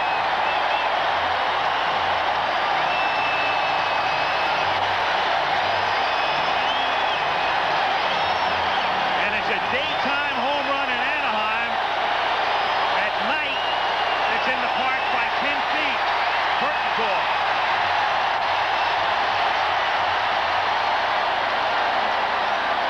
Another look.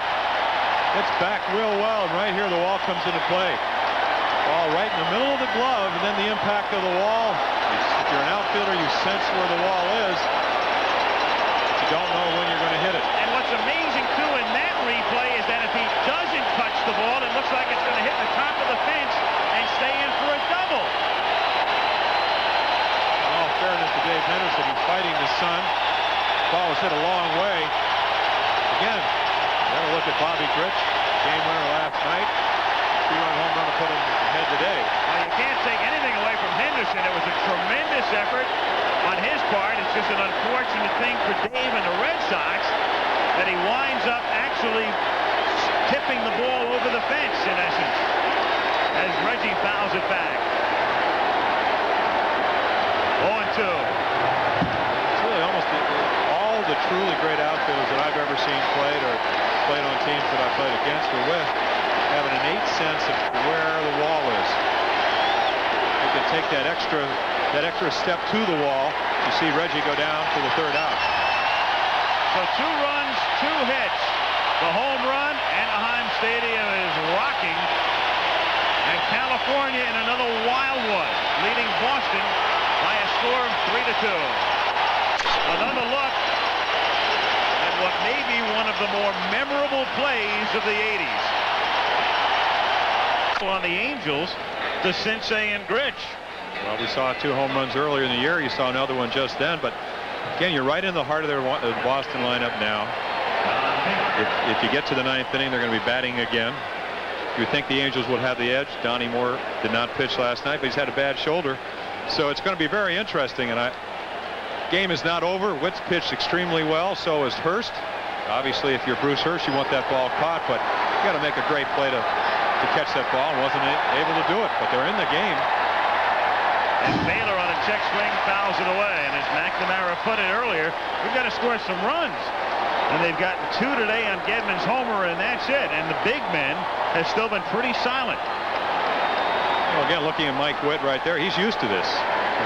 With his 10 losses, 5 of the times, they scored 2 or less runs. So he's pitched in this situation, never in the situation, obviously, of having a chance to clinch a spot in a World Series game. But it's not going to be easy. No balls, 2 strikes to count. 1-2 now. Baylor, Evans, and Gedman against Witt in the 7th inning.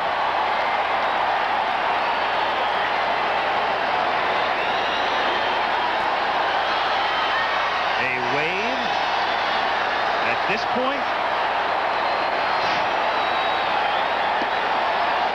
2-2. Loves to pitch here. 11 games here out of his 18, so he likes the mound, he likes the environment. Popped up. Burleson shielding, catching. 1 away. As the game progresses, Al, the difficult field goes from left to center to right field. Pitched right here one afternoon. Same time, maybe an hour later, where lost a ball game on a ball lost in the sun by Bobby Grich. Couldn't see the ball. Virtually impossible to see it. So sun could still play a factor. You hate to have games. Sun is always an effect if it's as bright as it is here in Anaheim. Evans almost gets hit by it. Ball 1-0. 7th inning. The Angels 8 outs away from their first ever pennant. Curve for a strike. 1-1.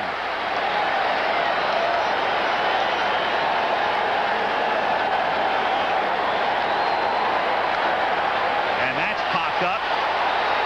And Boone has a play and has it. 2 down, and now the only man who has solved Witt today, Gedman. A 2-run homer and a ringing double.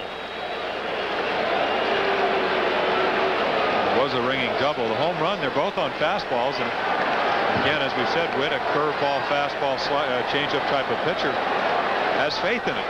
First time he ripped it to right. Next time they tried to go away, and he hit a blast off the left center field wall. So let's see what he does this time. Hooked him. Trying to tie it. The Sox are probably thinking they're at wit's end after what happened last night and what's happened thus far today. And the way it's happened. Ripped into right field. Boy, he's got the secret, doesn't he? Homer, double, stinging single, and he's on with 2 out, and Henderson is coming up. And if we get another look at it, you'll just see they try to change the pattern. 2 fastballs for a double and a home run. They come back right here. He swung through a curveball in the first pitch. What's his breaking ball? Right in the middle of the plate. Still have to hit it, and Gedman does. Look at that top hand come off the hand. And that's something they teach in Boston. Walt Briniak just feels that allows you to finish with a bat. Real good view of that, and Gedman is hot. So now Henderson, and remember he's playing center with Armas having banged into the wall, so Armas came out earlier than he normally would have. Henderson in the outfield, and again, if that turns out to be the game-winning hit, that's a replay you're going to see a few times through the years. Strike. And again, a terrific effort, and Jim talking about how difficult it is to pick the ball up, and a great effort by Henderson. He was just very unlucky.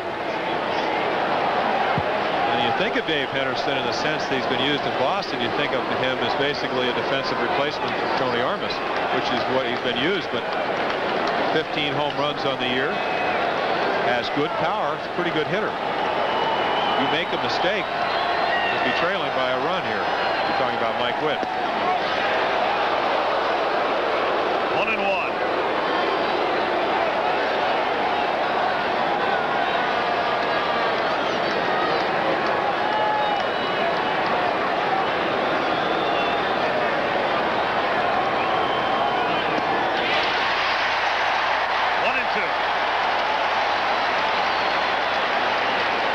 Comforting thing, and I was in this division many times, is that you know in the 7th inning you can let it go because you do have a Donnie Moore standing behind you in the bullpen, a guy they've gone to all year long.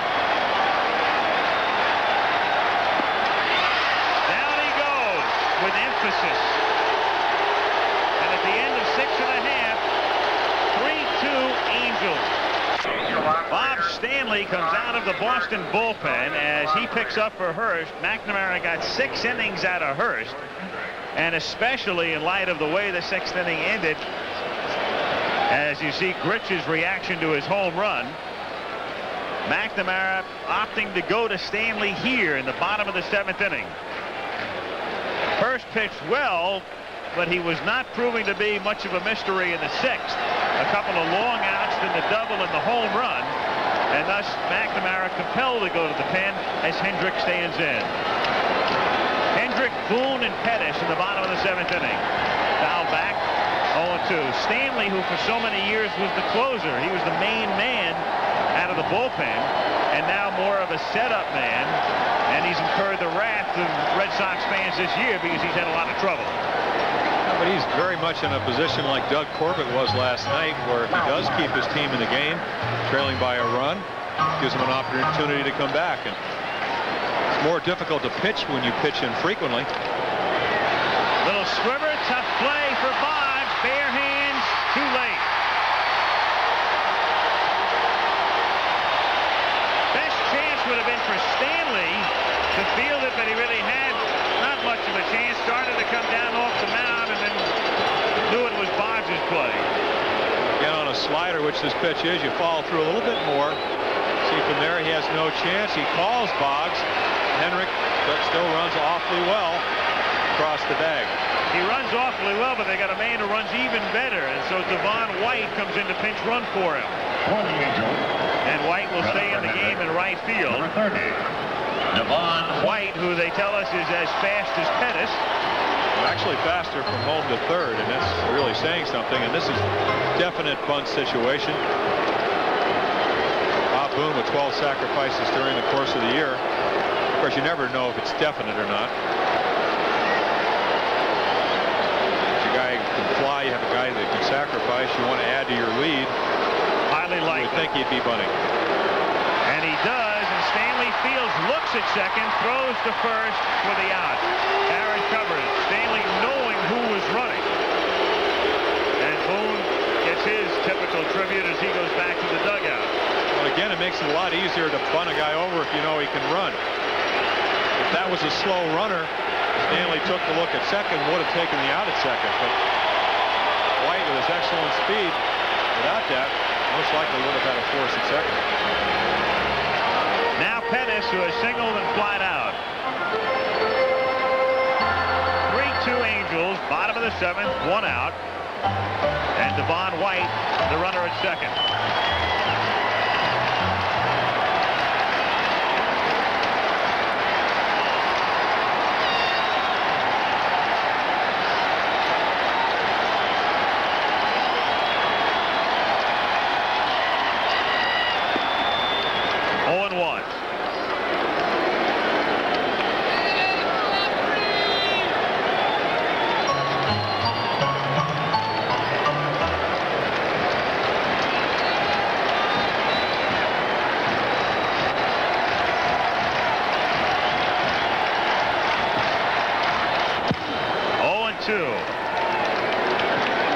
The Angels trying to win the pennant, a team that started in '61. Boy, they've had some zany guys. This is the franchise that had Bo Belinsky and Dean Chance and Dr. Strangelove, Dick Stewart, and Jimmy Pearsall, and Terry Forrester.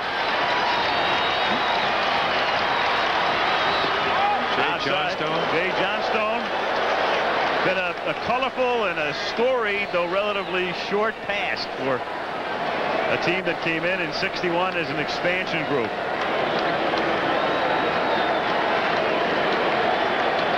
The guy, Jose Cardinal.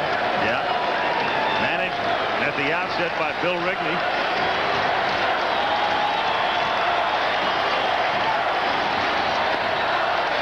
Two and two the count. Chance to talk with Bill last night. Very nice man. One of the best.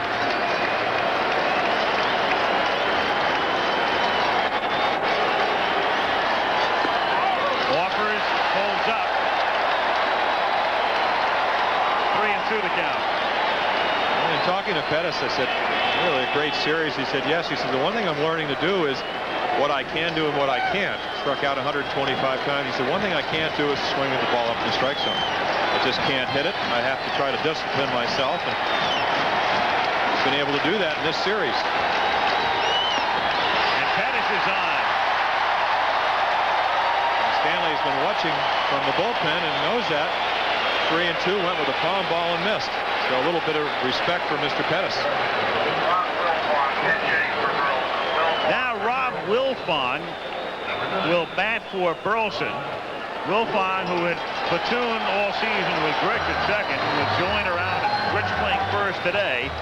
Wilfong bats for the right-hand hitting second baseman Burleson, with the righty on the mound right now.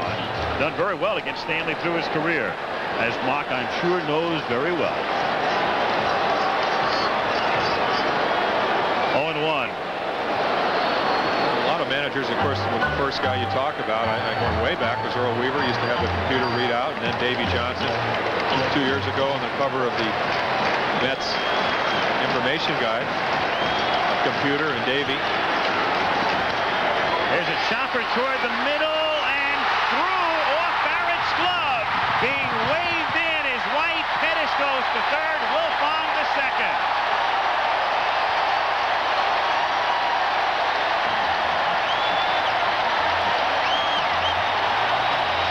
Angels on what the players call one of those 37 hoppers. Well, what makes this play difficult is when Spike Owen comes over, I believe Marty Barrett loses sight of the ball. Tough play to make, especially if you don't try to backhand it. You're not trying to intimate that he should have made it. I think Owen just distracts him.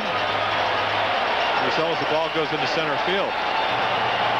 Certainly haven't hit Stanley very hard. You have a swinging bunt, a high chopper up the middle. The only really negligent thing he did was the base on ball, and that's because you want to be pitched carefully with only a one-run deficit.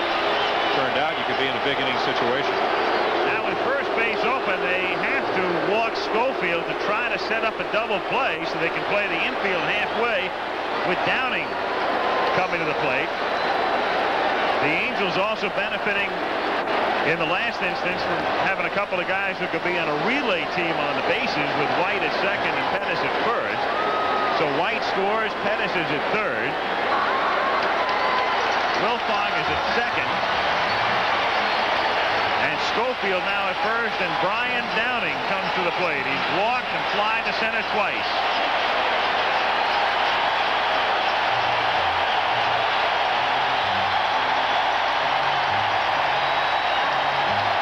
Crowd rising as one as Downing gets ready to stand in.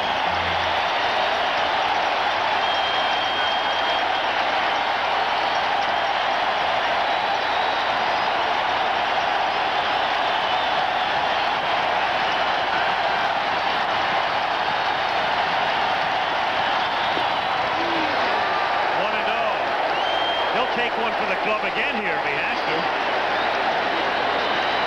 The plate, and he wasn't necessarily in any hurry to get out of the way of that one. stance, but his first move is with his left shoulder back towards the pitcher. And you can't pound that with a guy like Stanley, whose fastball runs in on a right-hander. You're going to hit some batters. Now the pitching coach, Bill Fisher, goes to the mound just to get him calmed down, get him settled down. And again, a couple of slivers. The chopping single by Hendrick. The ground single by Wilfong. There was a sacrifice and a walk in between, and now Fisher trying to settle Stanley down with a count 2 balls and no strikes. When the Red Sox come up in the top of the 8th inning, Owen is due to lead off. Normally they'd go to the bench in this spot, so we'll probably see a pinch hitter, then Boggs and Barrett. Do you have him taking here, Al? That's the big question. 2-0? I think I do. The crowd is so into it. The Angels are right on the verge of really breaking it open.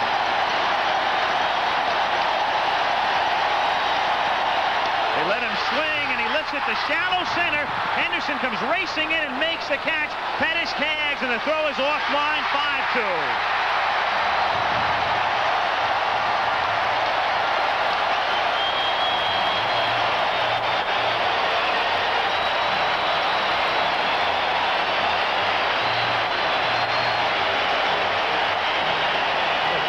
Fist trying to hit a fly ball. You know it'll score a run. Grounder might turn 2. Now it's up to Dave Henderson. Doesn't make a particularly good throw. I don't really think it would have mattered. Pettis has great speed that we've talked about all series long. Pettis is one of those guys who could score on a deep infield fly.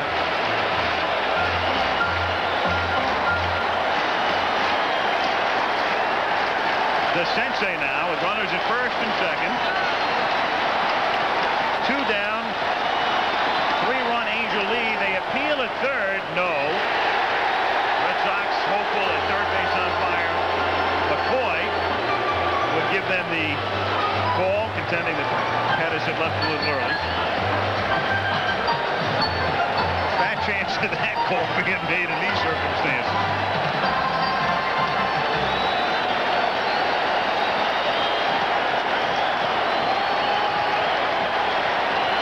That call, Mock would have managed the rest of this game from the runway.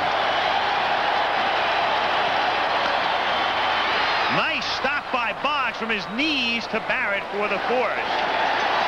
But the Angels, who are known for little ball, play the ultimate little ball for 2 in the bottom of the 7th and lead 5-2. This ABC Sports exclusive is being brought to you by Coors and Coors Light. Beers with a difference worth tasting. Devon White stays in the game for California. He is the new right fielder. And Rob Wilfong stays in the game at second base. As we head to the top of the 8th inning, and the Red Sox go to their bench. Gene Mock has his club 6 outs away from the American League title and a berth in the World Series commencing Saturday. And Mike Greenwell has come out of the Boston dugout to hit for Owen as we start the top of the 8th inning. Greenwell, Boggs, and Barrett. Greenwell pinch hitting. Spent a good part of the season in the minor leagues. Greenwell came up in game 3, hit for Owen in the 9th inning and fly to center.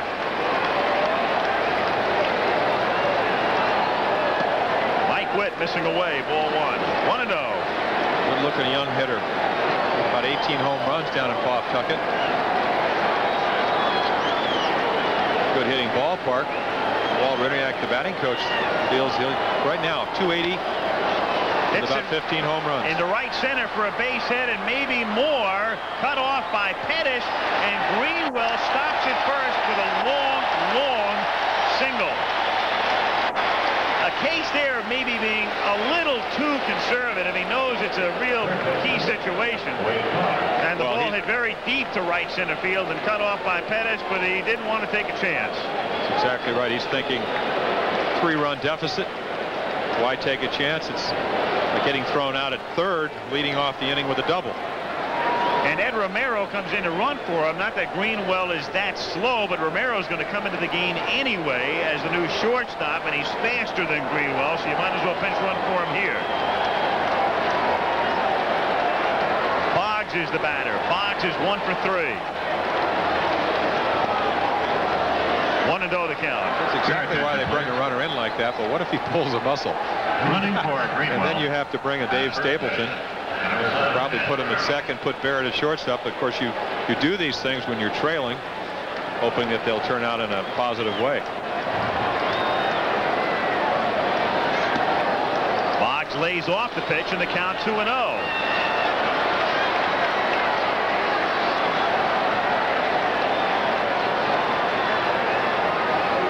As we said, this is a type of game, if you lose your concentration at all, going right into the heart of the Red Sox lineup, you're going to get right back in the game. And I'm really surprised that Boggs swung there. 3 runs down. Normally, very rarely ever swings at a first strike. Yet 2-0. Maybe he figured he would get a good pitch to hit. It was a belt-high fastball. This game constantly surprises you. Hit sharply to short. Schofield to Wilfong to Grich.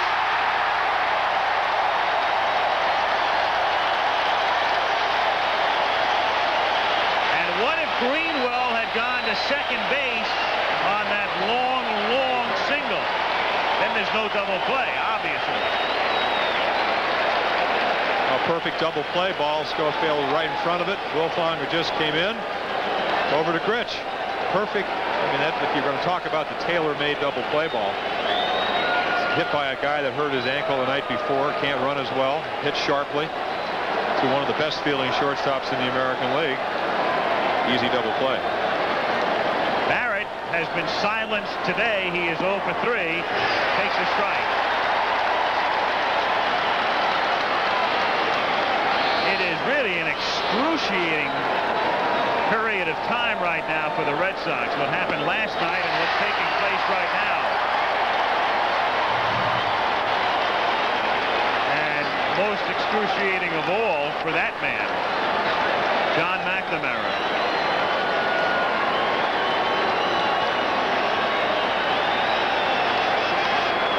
Hand swing pop-up. Wilfong. Woo! He catches it, and the Angels are 3 outs away from the American League pennant as we go to the bottom of the 8th inning. Hello. You may notice that Ed and I have brand new ties. This is to prove that even at our age, it is not impossible to change your habits. For example, instead of ordering the same thing every time at your favorite restaurant or tavern, why not ask for a Bartles & James premium wine cooler instead? Its fresh fruit juice and premium white wine make it the perfect refreshment for any occasion. So change a habit today. Get some new shoes, go to work an hour later, and ask for Bartles & James. Thank you for your support. U.S. Sprint, may I help you? People are finding out how much they can save 10% by signing up with U.S. Sprint during the biggest sale in long-distance history. It's like getting 2 months of long-distance free. Yes, that's right. 2 months free. But the trick is, you gotta sign up now, because on October 31st, it's over. Call U.S. Sprint now. Find out about it. U.S. Sprint, may I help you? Well, that's baseball, and it's my game. You know, you take your worries to the park and you leave them there.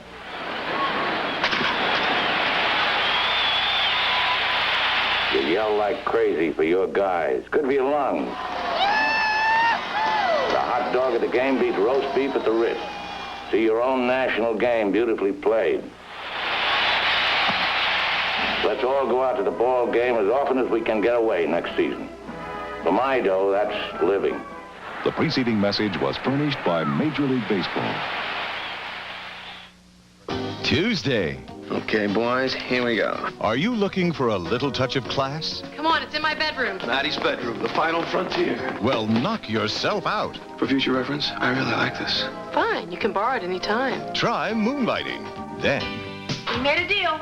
If we're ever going to have a huge fight, We do it naked. New rules for a modern marriage. Are you going to take your clothes off or not? On Jack and Mike, right after Moonlighting. Tuesday. Ed Romero staying in the game. He is the Boston shortstop as we go to the bottom of the 8th inning. Rich, Jackson, and White facing Stanley. 5-2 California in Game 5. And our 2.5 inning ticker, Jets win, Miami wins, Cleveland wins. Bringing the rest between pitches. Dallas beats Washington. Bears stay unbeaten. Atlanta beats the Rams. Saints win. Cards win. So do the Lions. The second, Barrett picks it up. We've seen this before, and the throw just did keep Buckner on the bag. 1 out.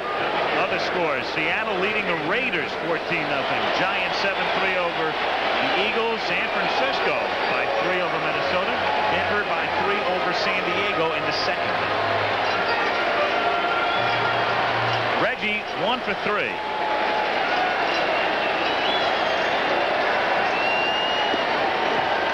Strike, 0-1.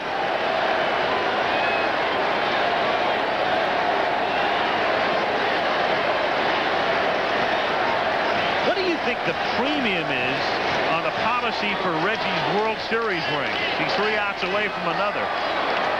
0-2. You really only get the true World Series win, though, if you win. Well, he's had a few of those. The other one's a trinket.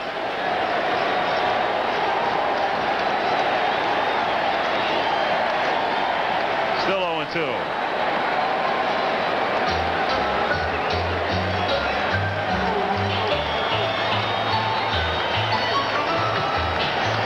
But isn't it?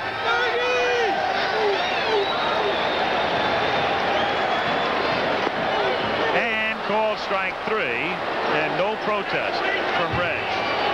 Third time he's gone down on strikes today. 2 gone. Perfect pitch from Bob Stanley right on the corner. You see Gedman right there. Again, that's what Stanley has to do. Only chance the Red Sox have it. Obviously, down 3 runs. He holds them here in the bottom of the 8th. Devon White hitting for the first time in the game. Looks at the strike. Red Sox in the 9th have Buckner, Rice, and Baylor. It's where they want to be, but nobody's hitting. Mr. Witt has something to do with that. Mike Witt with an incredible pitch game. 1 mistake. Nobody's hitting the whole series amongst those 3 in the sense that the runs have been hard to come by, and the Red Sox have been lacking the big innings.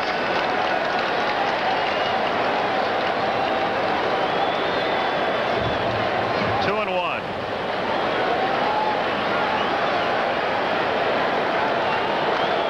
And it's 2-2 now. 2 out, bases empty. Yeah, that's the way a lot of people in New England feel.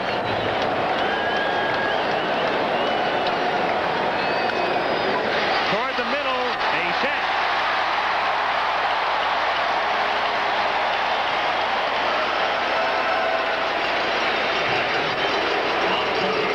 And Bob Boone comes up with a perfect day going. Home run, single, and sacrifice. Great series for Boone. Great series for Pettis. Great series for Witt. Not bad for DeCinces either. Rich has had some key hits. Schofield done a nice little job as well. It really is great as Boone has hit. The turning point of the the playoffs may have been that pickoff throw in the 3rd game. Candelaria on the ropes, an inning they got 3 hits and a walk. Picked off Baylor, held him to 1 run, and then last night Rupert Jones struggled defensively in the 3rd game. In the 4th game, a great play on a double. White goes on a pitch out. The throw is there in time. Boy, I tell you, things aren't coming up roses for the Red Sox, but remember that man, if you will, no matter what happens. Mr. Gedman. It's a pitch out, granted, but it's a tremendous jump by White, and he can fly. And Gedman right there again. We go to the ninth. 5-2, California. When we want to work up a sweat, nothing works like this full-size Chevy pickup. It's got the muscle of a fuel-injected 350 V8. And it's available in every full-size Chevy. It's got the strength of girder main front suspension. Where? Oh, there. Plus double-wall construction. So when you need a tough-working partner, nothing works like a Chevy truck. Nothing. Yeah? Yeah. Right? First, someone gets an idea. Then someone else may look at it differently. Even add a thought or two. Technology from a company called TRW helps ideas get around. Because getting an idea from one place to another is as important as getting an idea. Tomorrow is taking shape at a company called TRW. You know, the weirdest things happen to me, Elvira, Mistress of the Dark. I mean, here I am stocking up for Halloween. I got my steaks, got my ribs. Then when I ask the stock boy where the Coors Light is stacked, he points me to the Coors and Coors Light Halloween display, and I'm on it. Whoa, it was like deja vu. Whoa, it was like deja vu. Look for it where you buy beer. I shop here because they slash prices. There goes another one. Happy Halloween, darling. It's a battle between AFC Central rivals. The Pittsburgh Steelers need this game to get back into the division race. The Cincinnati passing combination of Boomer Esiason to Chris Collinsworth as the Bengals challenging for the division lead. It's ABC's NFL Monday Night Football. In the second inning, Gedman's two-run homer made it 2-0. Boone hit a homer to make it 2-1. Then in the sixth inning, Rich's two-run homer, which is the key play of the game, off Henderson's glove. And then the little ball rally in the seventh inning, netting 2 more for the Angels, and they lead 5-2 as we go to the top of the ninth inning. Buckner, Rice, and Baylor with Witt on the mound and security at the ready.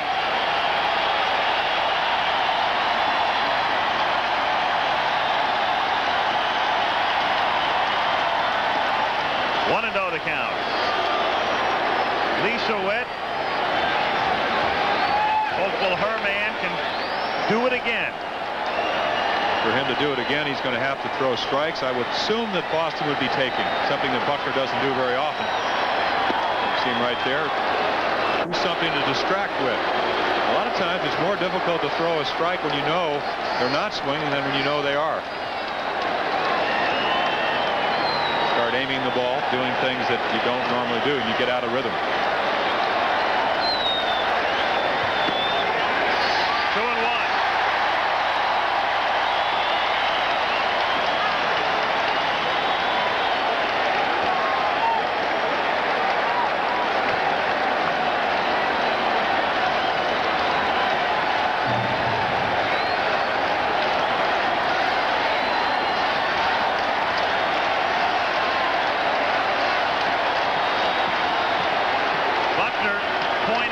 Something.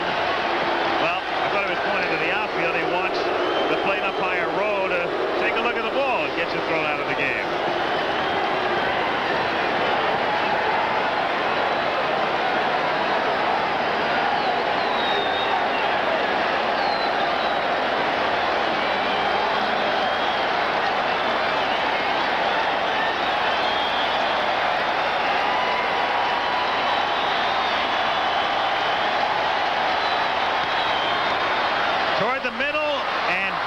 Diving Schofield, who just missed it, and Buckner is really hurting.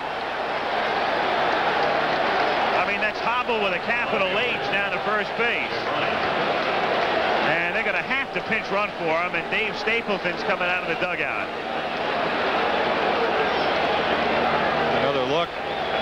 Wick wants to throw a strike. Schofield, knowing that Buckner can't run, if he does come up with the ball, will most likely have a play. Running for Buckner, number 11. Billy Bucks hobbling back the dugout, having done what he's done so often during his career. Get on base. Over 2,500 hits. So again, the Red Sox are right where they want to be. Man at first and nobody out with Rice and then Baylor and then Evans.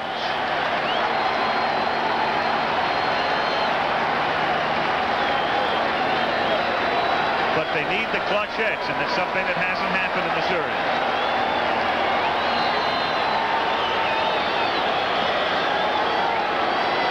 5-2 California, and Donnie Moore throws in the bullpen, and Gary Lucas as well.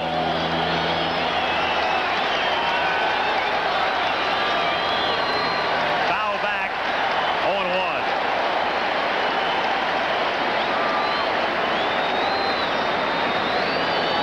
Normally down by 3 and not having the tying run at the plate, you would take a pitch, but Wynn hasn't walked anybody. So you might as well swing it if you think you can hit it. And the count is 0-2. Also, Rice, even though, as you said, they're not hitting particularly well in this series, is a high average hitter. If you take the bat out of his hand and make him take a strike, you lessen the chance of him getting a base hit. He's a very aggressive hitter up the plate. Stapleton at first base, and Bricks playing behind him.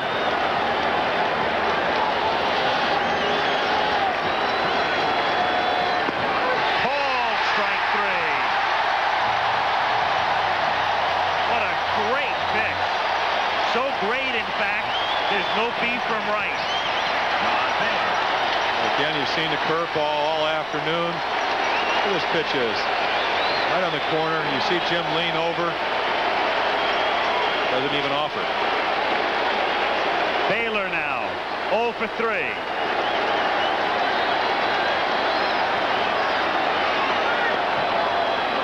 One and 0 the count.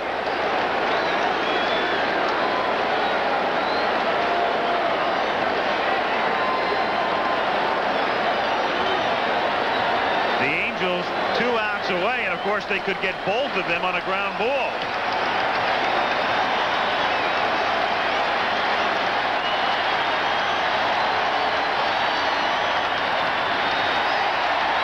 One and 1.